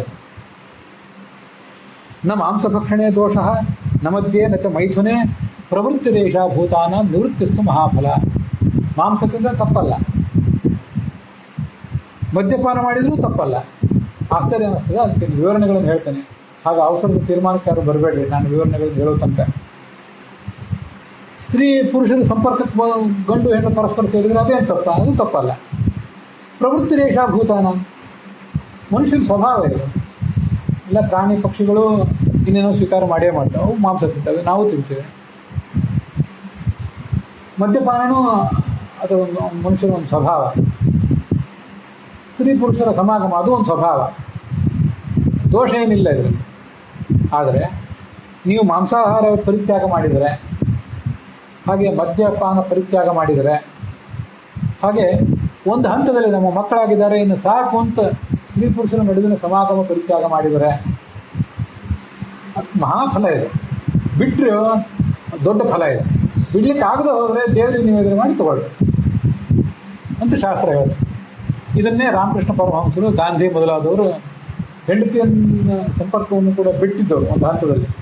ಬಿಟ್ಟು ಶುದ್ಧವಾದ ಬ್ರಹ್ಮಚರ್ಯ ಜೀವನ ನಡೆಸಿದ್ರು ಅಂತ ನಾವು ಕೇಳ್ತೇವೆ. ಹೀಗೆ ಮಾಂಸಾಹಾರವನ್ನು ಕೂಡ ಬೇಡ ಅಂತ ಬಿಟ್ಟವರನ್ನ ನನ್ನ ಸಮೀಪದಲ್ಲಿ ಅನೇಕ ಜನರನ್ನು ನೋಡೇ ಇದ್ದೀನಿ, ನಿಮಗೂ ಎಲ್ಲ ಗೊತ್ತಿದ್ದೇ ಇದೆ. ಹಾಗಾದ್ರೆ ಈ ಮದ್ಯಪಾನದ ಬಗ್ಗೆ ಏನು ಹೇಳ್ತೀರಿ ಅಂತಂದೆಲ್ಲರಿಗೂ ಆಶ್ಚರ್ಯ ಅನಿಸ್ತು. ಅದಕ್ಕೆ ಕೆಲವು ಸಂಗತಿಗಳಿವೆ, ಅದನ್ನ ಹೇಳ್ತೇನೆ. ನೀವು ಮೋಜಿಗಾಗಿ ಮದ್ಯಪಾನ ಮಾಡಬಾರ್ದು. ಪಾರ್ಟಿ ಮಾಡಿ ಕುಡಿದು ತೂರಾಡ್ಲಿಕ್ಕಾಗಿ ಯಾರು ಕೂಡ ಮದ್ಯಪಾನ ಮಾಡಬಾರ್ದು. ಹಾಗಾದ್ರೆ ಏನು ಮಾಡಬೇಕು? ಅದರ ಪದ್ಧತಿ ಏನು? ಮಾಂಸದ ಪದ್ಧತಿ ಏನು? ಅದನ್ನು ಭಾಗವತದಲ್ಲಿ ಮುಂದೊಂದು ಕಡೆ ಹೇಳ್ತಾರೆ. ನಾನೀಗ ಅದನ್ನು ಒಂದು ಶ್ಲೋಕ ಹೇಳೋದಿದ್ದೇನೆ. 11ನೇ ಸ್ಕಂದದಲ್ಲಿ ಆ ವಿಷಯವನ್ನು ಬರೋದಿದೆ. ಲೋಕೆ ವ್ಯವಾಯಾವಿಷ ಮಧ್ಯ ಸೇವಾ ನಿತ್ಯಾಸ್ತು ಜಂತೋರ್ನ ಹಿತತ್ರ ಚೋದನ. ಈ ಜಗತ್ತಿನಲ್ಲಿ ವ್ಯವಾಯ ಅಂದರೆ ಸ್ತ್ರೀ ಪುರುಷ ಸಂಪರ್ಕ, ಆಮಿಷ ಅಂದರೆ ಮದ್ಯ, ಆಮಿಷ ಅಂದರೆ ಮಾಂಸ, ಮದ್ಯ ಅಂದರೆ ಮದ್ಯಪಾನ. ಇದು ಎಲ್ಲ ಪ್ರಾಣಿಗಳಿಗೂ ಅಭ್ಯಾಸ ಇದ್ದಿದ್ದಿಲ್ಲ. ಆದರೆ ಅದಕ್ಕೊಂದು ನಿಯಂತ್ರಣ ಹಾಕ್ಕೊಳ್ಬೇಕು. ನಿಯಂತ್ರಣ ಹಾಕ್ಕೊಂಡು ಮಾಡ್ರಿ. ಅದು ಮದ್ಯಪಾನವನ್ನು ನಿಯಂತ್ರಣ ಹಾಕ್ಕೊಂಡು ಮಾಡೋದಂದ್ರೆ ಹೇಗೆ? ಅದೆಲ್ಲ ತುಂಬ ವಿಚಿತ್ರವಾಗಿ ಕಾಣಿಸ್ತದೆ. ಅದಕ್ಕೆ ಹೇಳ್ತೇನೆ. ನೀವು ಜನಸಾಮಾನ್ಯರಿಗೂ ಸ್ಟೇಜ್ ಮೇಲೆ ನಿಂತು ಈ ಜಗತ್ತಿನಲ್ಲಿರೋ ಎಲ್ರಿಗೂ, ಎಲ್ಲ ಊರು, ಎಲ್ಲ ಜಾತಿ, ಎಲ್ಲ ಎಲ್ಲರಿಗೂ ನೀವು ಯಾರು ಮಾಂಸ ತಿನ್ಬೇಡ್ರಿ, ಮದ್ಯಪಾನ ಮಾಡಬೇಡ್ರಿ ಅಂತ ಏನು ಬೋಧನೆ ಮಾಡಿದರೆ, ನೀವು ರಾಮಕೃಷ್ಣ ಪರಮಹಂಸರಂತ ಇರ್ರಿ, ಗಾಂಧಿ ಅಂತ ಇರ್ರಿ, ಸ್ತ್ರೀ ಪುರುಷರನ್ನು ಪರಸ್ಪರ ಶುದ್ಧ ಭಾವನೆಯಿಂದ ಬದುಕ್ರಿ ಅಂತ ಹೇಳಿದರೆ ಏನಾಗ್ತದಂದ್ರೆ ನೀವು ಉಪದೇಶನೂ ವ್ಯರ್ಥ ಆಗ್ತದೆ, ನಡೆಯೋದು ಇಲ್ಲ. ದೊಡ್ಡ ಡ್ಯಾಮ್ ಕಟ್ತಾರೆ. ಕಟ್ಟಿದ ಡ್ಯಾಮ್ಗೆ ಎಲ್ಲಾರು ಒಂದು ಕಡೆ ಸಣ್ಣ ಔಟ್ಲೆಟ್, ಒಂದು ತೂಗು ಬಿಡದೆ ಹೋದರೆ ಆ ಒತ್ತಡಕ್ಕೆ ಸಿಡಿದು ಹೋಗ್ತದೆ. ಇದು ಮನುಷ್ಯನ ಸ್ವಭಾವ. ಅದಕ್ಕೆ ಅದು ಎಲ್ಲಾದರೂ ಒಂದು ನೀರು ಹೋಗ್ಲಿಕ್ಕೆ ವ್ಯವಸ್ಥೆ ಮಾಡಿರ್ತಾರೆ. ಅದರ ಒತ್ತಡವನ್ನು ನೀರಿನ ಮೇಲೆ ಪರೀಕ್ಷೆ ಮಾಡ್ತಿರ್ತಾರೆ, ಅದ್ರ ಒಳಗಡೆ ಸಂಚಾರ ಮಾಡಿ ತಜ್ಞರಾದವರು. ಹಾಗೆ ಮಾಂಸಾಹಾರ ಸ್ವೀಕಾರ ಮಾಡ್ತೀರಾ, ಅದು ನಿಮ್ಮ ಹಿನ್ನೆಲೆ ಇದೆಯಾ? ಯಜ್ಞ ಮಾಡಿ, ದೇವರಿಗೆ ಪೂಜೆ ಮಾಡಿ ಮಾಡಿ. ಸ್ತ್ರೀ ಪುರುಷರ ಸಮಾಗಮ ಬೇಕು ಅಂತ ಅನಿಸಿದೆಲ್ಲ, ನಿಮ್ಮ ಪತ್ನಿ ನಿಮ್ಮ ಪತಿಗೆ ಅದು ಸೀಮಿತವಾಗಿರಲಿ, ವ್ಯಭಿಚಾರ ಬೇಡ, ಸಂತಾನಕ್ಕಾಗಿ ಸೀಮಿತ ಆಗಿರಲಿ, ಸ್ವಲ್ಪ ಆ ಥರ ಅದಕ್ಕೊಂದು ನಿಯಂತ್ರಣ ಮಾಡ್ಕೊಳ್ರಿ ಅಂತ ಹೇಳ್ತಾರೆ. ಆಯಿತು. ಇನ್ನು ಈ ಮದ್ಯಪಾನದ ಬಗ್ಗೆ ಭಾರಿ ವಿಚಿತ್ರ ಅನ್ನಿಸ್ತದೆ. ಅದೇನು ಮದ್ಯಪಾನದ ಬಗ್ಗೆ ಅಂದರೆ, ಈ ಇದಕ್ಕೆಲ್ಲದಕ್ಕೂ ಒಂದು ನಮ್ಮ ಜೀವನವೇ ಒಂದು ಇಡೀ ಜೀವನವೇ ಒಂದು ಯಜ್ಞ. ಸ್ತ್ರೀ ಪುರುಷರ ಸಮಾಗಮ ಇದೆಯಲ್ಲ, ಅದಕ್ಕೆ ವಾಮದೇವ ಯಜ್ಞ ಅಂತಾರೆ. ಇದು ನಮ್ಗೆ ಹೆಸರುಗಳು ಕೇಳಿ ಗೊತ್ತಿರೋದಿಲ್ಲ. ಯಾಕಂದರೆ ಭಗವಂತನ ಪೂಜೆ ಅದು. ನಾವು ಸಂತಾನ ಮುಂದುವರಿಕೆ, ಭಗವಂತ ನಮ್ಮನ್ನು ಯಾಕೆ ಬಿಟ್ಟಿದ್ದಾನೆ? ಶಿವ ಪಾರ್ವತಿ, ಶಿವ ಲಕ್ಷ್ಮೀ ನಾರಾಯಣ ಎಲ್ಲರೂ ಕೂಡ ಯಾರೂ ಬ್ರಹ್ಮಚಾರಿಗಳಾಗಿಲ್ಲ, ಎಲ್ಲರೂ ಮದುವೆ ಮಾಡಿಕೊಂಡವ್ರೆ, ಗಂಡ ಹೆಂಡದ್ರೆ ಜೊತೆಗಿರ್ತಾರೆ. ಸಂತಾನ ಜಗತ್ತನ್ನು ಮುಂದುವರಿಬೇಕು ಅನ್ನೋ ಕಾರಣಕ್ಕಾಗಿ ಇದನ್ನೆಲ್ಲ ವ್ಯವಸ್ಥೆ ಮಾಡಿಕೊಟ್ಟಿದ್ದಾರೆ. ಹಾಗಾಗಿ ನಾವು ಕೂಡ ಇದೊಂದು ಜೀವನ ಯಜ್ಞ. ಸ್ತ್ರೀ ಪುರುಷರ ಸಮಾಗಮವು ಕೂಡ ವಾಮದೇವ ಅನ್ನೋ ಯಜ್ಞ ಅಂತ ಎಚ್ಚರ ಇರಬೇಕು. ಈಗ ನಾವು ತಂದೆ ತಾಯಿಯ ಕುರಿತು ಶ್ರಾದ್ದ ಮಾಡ್ತೀವಿ, ಅದಕ್ಕೆ ಪಿತೃಯಜ್ಞ ಅಂತಾರೆ. ಪೂಜೆ ಮಾಡ್ತೀವಿ, ದೇವಯಜ್ಞ ಅಂತಾರೆ. ಈ ಕ್ಷತ್ರಿಯರಲ್ಲಿ ರಾಜರು, ಆಡಳಿತಗಾರರು ಇರ್ತಾರೆ. ಅವರು ತೀರಾ ಸಾತ್ವಿಕ ಆಹಾರ ತಿಂದು ನಾವು ಸೌಮ್ಯವಾಗಿ ಬದುಕ್ರಿ ಅಂದರೆ ಅವರಲ್ಲಿ ಹೋರಾಟದ ಗುಣ, ಕೆಚ್ಚು ಅದೆಲ್ಲ ಆರಿ ಹೋಗ್ತದೆ. ಅದಕ್ಕೆ ಅವ್ರಿಗೆ ಏನು ಮಾಡಿರ್ತಾರಂದ್ರೆ, ನೀವು ಸ್ತ್ರೀ ಪುರುಷರ ಸಮಾಗಮ ಮಾಡ್ತಿರಲ್ಲ ಕ್ಷತ್ರಿಯರ, ಅದರಲ್ಲಿ ಈ ಮದ್ಯ ಸೇವನೆ ಮಾಡ್ರಿ ಅಂತ ಹೇಳ್ತಾರೆ. ಅಲ್ಲಿ ಮದ್ಯ ಅನ್ನೋದೊಂದು ಯಜ್ಞದಲ್ಲಿ ಸೋಮರಸ ಹೇಗೋ ಹಾಗೊಂದು ಮದ್ಯ ಅಂತ. ಅಂದ್ರೆ ಸೋಮರಸ ಅಂತ ಏನು ಅಂತ ನಾನು ವಿವರಣೆ ಕೊಡಬೇಕಾಯ್ತು. ಸೋಮ ಅಂತ ಒಂದು ಬಳ್ಳಿ ಹಿಮಾಲಯದಲ್ಲಿ ಸಿಗ್ತಿತ್ತು, ಈಗ ಸಿಗೋ ಕಡಿಮೆ ಆಗಿದೆ, ಇಲ್ಲವೇ ಇಲ್ಲ ಅಂತ ಹೇಳ್ತಾರೆ. ಆ ಸೋಮ ಅನ್ನೋ ಒಂದು ಬಳ್ಳಿಯನ್ನು ತಂದು ಅದನ್ನು ಚೆನ್ನಾಗಿ ಜಜ್ಜಿ ಅದರ ರಸವನ್ನು ಹೋಮದಲ್ಲಿ ಹಾಕಿ ಅದನ್ನು ಸ್ವೀಕಾರ ಮಾಡ್ತಿದ್ರು. ಆ ಸೋಮ ಅನ್ನೋ ಬಳ್ಳಿಗೆ ಸುಮಾರು ಒಂದು 5-6% ಆಲ್ಕೋಹಾಲಿನ ಗುಣ ಇದೆ ಅಂತೆ. ಅದ್ರ ಬಗ್ಗೆ ವಿದ್ವಾಂಸರು ವಿವಾದ ಮಾಡ್ತಿರ್ತಾರೆ, ಇನ್ನೂ ಚರ್ಚೆ ಮಾಡ್ತಿರ್ತಾರೆ. ಅದು ಇರಲಿ, ನಾನು ಕೇಳಿದ ಪ್ರಕಾರ ಅದಕ್ಕೊಂದು 5-6%, ತೀರಾ 3-4%, 5-6% ಅದಕ್ಕೊಂದು ಆಲ್ಕೋಹಾಲಿಕ್ ಗುಣ ಇದೆ. ಅದನ್ನು ಕುಡಿದ್ರೆ ನೀವೇನು ತೂರಾಡೋದಿಲ್ಲ, ಎಲ್ಲೋ ಹೋಗಿ ಬಿದ್ದು ಬೀದಿಯಲ್ಲಿ ಹೊಳ್ಳಾಡಿ ತೂರಾಡೋದಿಲ್ಲ, ಒಂದು ಸ್ವಲ್ಪ ವಿಶ್ರಾಂತಿ ಸಿಕ್ಕಂಗೆ ಆಗ್ತದೆ. ಅದನ್ನು ಹಾಕಿ ಸ್ವೀಕಾರ ಮಾಡಬೇಕು ಅಂತ ಜ್ಞಾನಿಗಳು ಹೇಳಿದ್ದನ್ನು ಕೇಳಿದೆ. ಯಜ್ಞದಲ್ಲಿ ಸೋಮರಸ ಸ್ವೀಕಾರ ಮಾಡ್ತಿರಲ್ಲ, ಹಾಗೆ ಗಂಡ ಹೆಂಡಂದ್ರು ಸೇರುವುದು ಒಂದು ಯಜ್ಞ, ಅದಕ್ಕೂ ಒಂದು ಸೋಮರಸ ಬೇಕು. ಅಲ್ಲಿ ಯಾವ ಸೋಮರಸ ಅಂದರೆ ಈ ಮದ್ಯ, ಅಲ್ಲಿ ಆ ಹೊತ್ತಿನಲ್ಲಿ ಅದನ್ನು ಸ್ವೀಕಾರ ಮಾಡ್ರಿ. ಅದು ಯಾರಿಗೆ? ಕ್ಷತ್ರಿಯರಿಗೆ. ಯಾರು ಆ ಹೋರಾಟ ಇತ್ಯಾದಿ ಗುಣಗಳನ್ನು ಕೆಲಸಗಳನ್ನು ಮಾಡಬೇಕಾಗಿದೆ ಅವರಿಗೆ ಅಂತ ಅದನ್ನು ಶಾಸ್ತ್ರದಲ್ಲಿ ಹೇಳ್ತಾರೆ. ಆದರೆ ಬರೇ ಶಾಸ್ತ್ರ ಅಧ್ಯಯನ ಮಾಡ್ಕೊಂಡಿರ್ಬೇಕು, ಅದು ಇನ್ನೊಬ್ಬರಿಗೆ ಪಾಠ ಪ್ರವಚನ ಮಾಡ್ಕೊಂಡಿರ್ಬೇಕು, ಅದು ಬ್ರಾಹ್ಮಣ ಸ್ವಾಮಿಗಳು ಅವರೆಲ್ಲ ಇದನ್ನು ಮಾಡಬೇಡ್ರಿ, ನಿಮ್ಗೆ ಅದು ಬೇಕಾಗಿಲ್ಲ. ನೀವು ವಾಮದೇವ ಯಜ್ಞ ಅಂತ ಮಾಡಿ ಗಂಡ ಹೆಂಡದಲ್ಲಿ ಸಮಾಗಮ ಮಾಡಿ ಸಂತಾನ ಪಡ್ಕೊಂಡು ಸುಖವಾಗಿರುತ್ತೆ. ಮದ್ಯಪಾನ ಮಾಡ್ಲಿಕ್ಕೆ ಹೋಗಬೇಡಿ. ಬ್ರಾಹ್ಮಣ ಅದನ್ನು ಮಾಡುವಂಗಿಲ್ಲ, ಸ್ವಾಮಿಗಳಂತೂ ಮಾಡುವಂತನೇ ಇಲ್ಲ. ಇನ್ನೊಂದಿದೆ, ಮದ್ಯ ಅನ್ನೋದು ನಾನಾ ಥರದ ಮದ್ಯ ಇದೆ, ನಮ್ಗೆ ಗೊತ್ತಿರಬೇಕು. ಅಕ್ಕಿಯಿಂದ ತಯಾರು ಮಾಡುವ ಮದ್ಯ, ಹಿಟ್ಟಿನಿಂದ ತಯಾರು ಮಾಡುವ ಮದ್ಯ, ಹಿಪ್ಪೆ ಹೂವಿನಿಂದ ಮಾಡುವ ಮದ್ಯ ಇದೆ, ನಾನಾ ಥರದ ಮದ್ಯಗಳಿವೆ. ಅದರಲ್ಲಿ ಆ ಯಜ್ಞದಲ್ಲಿ ಕೆಲವು ಉಪಯೋಗ ಮಾಡ್ತಾರೆ, ಸೋಮರಸ ಅಂತ ನಾನು ಹೇಳಿದೆ. ಹಿಟ್ಟಿನಿಂದ ಮಾಡಿದ ಮದ್ಯವನ್ನು ಸ್ವೀಕಾರ ಮಾಡಿದರೆ ಅದರಲ್ಲಿ ಬಹಳ ತಪ್ಪಿಲ್ಲ ಅಂತ ವರ್ಣನೆ ಮಾಡ್ತಾರೆ. ಅದೆಲ್ಲ ಬಹಳ ವಿವರಣೆಗಳು ಬೇಕಾಗಿಲ್ಲ, ಶಾಸ್ತ್ರ ಏನು ನಿರ್ಬಂಧ ಹಾಕಿದೆ ಅನ್ನೋದನ್ನು ಹೇಳಿದೆ. ಕೆಲವನ್ನ ಅಂಥದನ್ನ ಯಜ್ಞ ಮಾಡಿದ ಪುರೋಹಿತ ಮೂಸಿ ಬಿಟ್ಟು ಬಿಡ್ಬೇಕು, ಒಳಗೆ ತಗೊಳ್ಳೋಂಗಿಲ್ಲ. ಒಂದು ಮೂಗಿನಿಂದ ಮೂಸಿ ಅದನ್ನು ತಿರಸ್ಕಾರ ಮಾಡೋದು. ಈ ಥರ ಮಾಂಸಾಹಾರ ಸ್ವೀಕಾರ ಮಾಡುವುದಿದ್ರೆ ಮಾಡ್ರಿ, ಮದ್ಯಪಾನ ಮಾಡುವುದಿದ್ರೆ ಮಾಡ್ರಿ, ಆದರೆ ಅದಕ್ಕೊಂದು ನಿರ್ಬಂಧ ಹಾಕ್ರಿ. ಒಂದು ನಿರ್ದಿಷ್ಟ ಸಂದರ್ಭದಲ್ಲಿ ಮಾತ್ರ, ಎಲ್ಲ ಸಂದರ್ಭದಲ್ಲೂ ಕುಡಿದು ತೂರಾಡುವಂತೆ ಅದನ್ನು ಮಾಡಬೇಡ್ರಿ ಮತ್ತು ಶಾಸ್ತ್ರ ಅದಕ್ಕೊಂದು ನಿರ್ಬಂಧ ಹಾಕಿತ್ತು. ಈ ನಿರ್ಬಂಧ ಇಲ್ಲದೆ ಹೋದರೆ ಮನುಷ್ಯ ಮತ್ತೂ ಸ್ವೇಚ್ಛಾಚಾರಿ ಆಗಿರುತ್ತದೆ. ಹೀಗಾದರೆ ಅದನ್ನು ಸ್ವೀಕಾರ ಮಾಡುವಾಗ ಒಂದಿಷ್ಟು ದೇವರಿಗೆ ನಿವೇದನೆ ಮಾಡಿ ಆದರೂ ಮಾಡ್ತಾನೆ. ನೀವು ಮಾಡಲೇಬೇಡ ಅಂತ ಹೇಳಿದ್ರೆ ಈಗ ದೇವ್ರ ಪೂಜೆಯೂ ತಪ್ಪಿ ಹೋಗ್ತದೆ, ಯಜ್ಞವೂ ತಪ್ಪಿ ಹೋಗ್ತದೆ, ತಿನ್ನೋದೇನು ತಪ್ಪೋದಿಲ್ಲ. ಈ ನಿರ್ಬಂಧ ಅವ್ರು ಹಾಕಿದ್ರು. ಬಿಟ್ಟರೆ ರಾಮ, ಕೃಷ್ಣ, ಪಾಂಡವರು ಮೊದಲಾದ ಮಾಂಸಾಹಾರ ತಿಂತಿದ್ರು ಅಂತ ವರ್ಣನೆ ಇದೆ. ಆ ಮುಂದೆ ಅವನು ಪಟ್ಟಾಭಿಷೇಕ ಮಾಡಿಸ್ಕೊಂಡ ಮೇಲೆ ಸೀತಾ ಪರಿತ್ಯಾಗ ಎಲ್ಲ ಆದ್ಮೇಲೆ ಮಾಂಸ ಬಿಟ್ಟ ಅಂತ ವರ್ಣನೆ ಇದೆ. ಸ್ವಾರಸ್ಯ ಇದೆಲ್ಲ ಬಿಟ್ಟರೆ ನೀವು ಸಹಜವಾಗಿ ಬಂದ ಮಾಂಸಾಹಾರ ಅಭ್ಯಾಸವನ್ನು ಬಿಟ್ರಿ, ಸಾತ್ವಿಕ ಮಾರ್ಗದಲ್ಲಿ ಸಾಗಿರಿ ಅಂದರೆ ಬಹಳ ದೊಡ್ಡ ಫಲ ಇದೆ. ಇದು ಶಾಸ್ತ್ರ ನಮ್ಗೆ ಹೇಳುವಂಥ ವಿಚಾರ. ಆಗದೆ ಹೋದರೆ ಅದಕ್ಕೊಂದು ನಿಯಮ ಹಾಕ್ಕೊಳ್ರಿ. ಆದರೆ ಒಂದು ವಿಚಾರ, ಕೆಲವು ದೇವಾಲಯಗಳಲ್ಲಿ ಮಾಂಸಾಹಾರ ನಿವೇದನೆ ಮಾಡ್ತೀರಿ ಅಂತ ಮನೆಯಲ್ಲಿ ಅದನ್ನು ಮಾಡೋ ಸಂಪ್ರದಾಯ ಇದ್ದೇ ಹೋದರೆ ಹೊಸ ಸಂಪ್ರದಾಯ ಶುರು ಮಾಡೋದೇನು ಬೇಡ. ಇದನ್ನೆಲ್ಲ ಭಾಳ ತಿಳಿದು ಸೂಕ್ಷ್ಮವಾಗಿ ಮಾಡಬೇಕು. ಶಾಸ್ತ್ರ ಏನಿದೆ ಅಂತ ಅವನು ಹೇಳಿದೆ.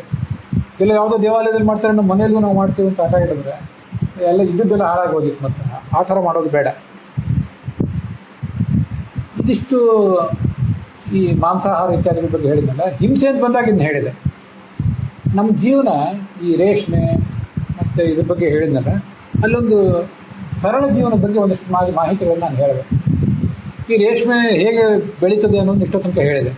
ಇತ್ತೀಚೆಗೆ ಉತ್ತರ ಭಾರತದಲ್ಲಿ, ವಿಶೇಷವಾಗಿ ಗುಜರಾತ್ ಮತ್ತು ರಾಜಸ್ಥಾನದಲ್ಲಿ ಒಂದು ಚಳುವಳಿ ಜನರಲ್ಲಿ ಒಂದು ಮನೋಭಾವ ಕಾಣಿಸ್ತದೆ. ಅದೇನೆಂದರೆ ಅಹಿಂಸಾ ರೇಷ್ಮೆ ಉಪಯೋಗ ಮಾಡೋದು. ನೀನು ಆವಾಗಲೇ ಹೇಳಿದ್ನಲ್ಲ, ಆ ರೇಷ್ಮೆ ಗೂಡು ಏನಿರ್ತದಲ್ಲ ಅದಕ್ಕೆ ಕೋಶ ಅಂತ ಕರೀತಾರೆ. ಕೋಶದಿಂದ ಬೆಳೆದರೆ ಅದನ್ನೇ ಕೌಶಯ ರೇಷ್ಮೆ ಬಟ್ಟೆ ಅಂತ ಕರೀತಾರೆ. ಆ ಹುಳ ಒಳಗಿದ್ದಾಗಲೇ ಅದನ್ನು ಕುದಿಯೋ ಬಿಸಿ ನೀರಲ್ಲಿ ಹಾಕಿ ಅದನ್ನು ಕೊಂದು ಅದರಿಂದ ಎಳೆ ತೆಗೆದ್ರೆ ತುಂಬ ನಯವಾಗಿರ್ತದೆ ಒಂದು ಬಟ್ಟೆ, ಒಳ್ಳೆ ಸಾಫ್ಟ್ ಆದಂಥ ರೇಷ್ಮೆ ದೊರೀತದೆ. ಆದರೆ ಹುಳ ರೆಕ್ಕೆ ಬಂದು ಹಾರಿ ಹೋದ ಮೇಲೆ ಈಗ ಗೂಡು ಉಳಿದಿರ್ತದೆ, ತೂತಾಗಿರ್ತದೆ, ಗೂಡು ಉಳಿದಿರ್ತದಲ್ಲ, ಅದರಿಂದಲೂ ರೇಷ್ಮೆ ತೆಗಿಬೋದು. ಆದರೆ ಸ್ವಲ್ಪ ಒರಟಾಗಿರ್ತದೆ. ಅದು ಒರಟಾಗಿದ್ದರೆ ಏನಂತೆ ಅಹಿಂಸಾ ರೇಷ್ಮೆ ಆಯ್ತಲ್ಲ, ಹುಳಕ್ಕೆ ನಾವೇನು ಹಾನಿ ಮಾಡಲಿಲ್ಲಲ್ಲ ಅಂತ ಅದನ್ನು ಸ್ವೀಕಾರ ಮಾಡೋರು ಇದ್ದಾರೆ. ಅಹಿಂಸಾ ರೇಷ್ಮೆ ಅಂತ ಈಗ ಭಾಳ ಜನಪ್ರಿಯತೆ ಪಡ್ಕೋತಿದೆ. ಇಲ್ಲೂ ಎಲ್ಲಾದರೂ ದೊಡ್ಡ ದೊಡ್ಡ ನಗರಗಳಲ್ಲಿ ಅದು ಕಾಲಿಟ್ಟಿರ್ಬೋದು.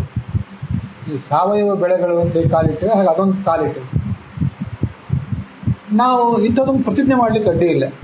ನಾವು ರೇಷ್ಮೆ ಬಟ್ಟೆಯನ್ನು ತೊಡೋದಿಲ್ಲ. ಮಾಂಸಾಹಾರ ನಾವು ಬೇಡ ಅಂತ ಹೇಳಿ ಪರಿತ್ಯಾಗ ಮಾಡಿದಾರೋ ಕೆಲವರು. ಹಾಗೆ ರೇಷ್ಮೆ ಬಟ್ಟೆ ನಾವು ತೊಡೋದಿಲ್ಲಪ್ಪ. ತೊಟ್ಟರೆ ಅಹಿಂಸಾ ರೇಷ್ಮೆಯನ್ನು ತೊಡ್ತೇವೆ. ಸ್ವಲ್ಪ ಅದು ಹೊರಟಾಗಿದ್ರೆ ಏನಂತೆ, ಖಾದಿ ಬಟ್ಟೆ ತೊಡ್ತೇವೋ ಇಲ್ಲ. ಖಾದಿ ಬಟ್ಟೆ ಮಿಲ್ಲಿನ ಬಟ್ಟೆಗಿಂತ ಹೊರಟಾಗೇ ಇರ್ತದಲ್ಲ, ಆದರೆ ರಾಷ್ಟ್ರಭಕ್ತಿ ಸಂಕೇತ ತೊಡ್ತೇವಲ್ಲ, ಗಾಂಧಿಯವರು ನಮ್ಗೆ ಕೊಟ್ಟೋಗಿದ್ದು ತೊಡ್ತೇವಲ್ಲ. ಹಾಗೆ ಹೊರಟಾದ ರೇಷ್ಮೆ ಆದರೂ ಅಡ್ಡಿ ಇಲ್ಲ, ಅದನ್ನು ಉಪಯೋಗ ಮಾಡ್ತೀವಿ. ನಾವು ಅಹಿಂಸೆಯನ್ನು ಪಾಲನೆ ಮಾಡಿದಂತಾಯಿತು ಅಂತ ಮಾಡೋದಿದ್ರೆ ಭಾಳ ಯೋಗ್ಯ. ಆದರೆ ಜನಸಾಮಾನ್ಯರಿಗೆ ಅದು ಸಾಧ್ಯ ಆಗೋದಿಲ್ಲ, ಎಲ್ಲರಿಗೂ ಅದು ಸಾಧ್ಯ ಆಗೋದಿಲ್ಲ ಅನ್ನೋ ಕಾರಣಕ್ಕಾಗಿ ಈ ಥರದ್ದೊಂದು ನಿರ್ಬಂಧ ಹೇಳಿರ್ತಾರೆ. ಹೌದು, ಹಾಲು ಎಂಜಲ್ ಹೌದು, ಮತ್ತು ಹಾಲು ಕುಡಿದ್ರೆ ಹೇಗೆ ಬದುಕ್ತೀರಿ, ಹೇಗೆ ಮಕ್ಕಳು ಹೇಗೆ ಬದುಕ್ತಾರೆ? ಚಿಕ್ಕ ಮಕ್ಕಳಿಗೆ ಬೇಕಲ್ಲ.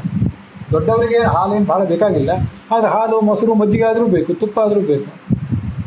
ಅದಕ್ಕೂ ಒಂದು ದೇವರಿಗೆ ನಿವೇದನೆ ಮಾಡಿ ತಗೊಳ್ಳೋದು ಅಂತ ಅದರೊಂದು ನಿಯಮ. ಈ ರೇಷ್ಮೆ ಬಗ್ಗೆ ಇಷ್ಟು ಹೇಳಿದ್ನಲ್ಲ, ರೇಷ್ಮೆಯನ್ನು ಒಂದು ಸಂಗತಿ, ಈಗ ನೀವು ಹಾಲು ಸ್ವೀಕಾರ ಮಾಡದೆ ಹೋದರೆ ತೊಂದರೆ ಆಗ್ಬೋದು ಆರೋಗ್ಯಕ್ಕೆ. ರೇಷ್ಮೆ ಬಟ್ಟೆ ಉಡದೆ ಹೋದರೆ ತೊಂದರೆ ಏನಿಲ್ವಲ್ಲ, ಉಡಲೇಬೇಕಂತ ಏನಿಲ್ಲ.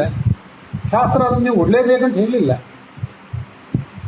ಅದು ಅಪವಿತ್ರ ಅಲ್ಲ, ದೋಷ ಅಲ್ಲ ಅಂತ ಹೇಳಿದೆ ಹೊರತು ಉಡಲೇಬೇಕಂತ ಹೇಳಲಿಲ್ಲ ಅನ್ನೋದನ್ನು ಗಮನಿಸಬೇಕು. ಅದಕ್ಕೆ ಶಾಸ್ತ್ರದಲ್ಲಿ ಒಂದು ಮಾತು ಹೇಳ್ತಾರೆ, ರೇಷ್ಮೆ ಬಟ್ಟೆಯನ್ನು ಯಾಕಾಗಿ ಉಪಯೋಗ ಮಾಡ್ತಾರೆ? ನಮಗೀಗ ಗೊತ್ತಿರೋ ರೇಷ್ಮೆ ಬಟ್ಟೆ ಯಾಕಂದರೆ ನಮ್ಮ ವೈಭವ, ನಮ್ಮ ಐಶ್ವರ್ಯದ ಸಂಕೇತ ಅಷ್ಟೇ. ಜನಸಾಮಾನ್ಯರಿಗೆ ರೇಷ್ಮೆ ಬಟ್ಟೆ ತೀರಾ ಬಡವರಾದರೆ ಉಡ್ಲಿಕ್ಕಾಗೋದಿಲ್ಲ. ಸರಿ, ಒಂದು ಶ್ಲೋಕ ಶಾಸ್ತ್ರದಲ್ಲಿ, ಕಾರ್ಪಾಸಂ ಕಟಿ ನಿರ್ಮುಕ್ತಂ ಕೌಶೇಯಂ ಭೋಜನಾವಧಿ ಪೂರ್ಣ ವಸ್ತ್ರಂ ಸದಾಶುದ್ಧಂ ಊರ್ಣ ವಾತೇನ ಶುದ್ಧತೆ.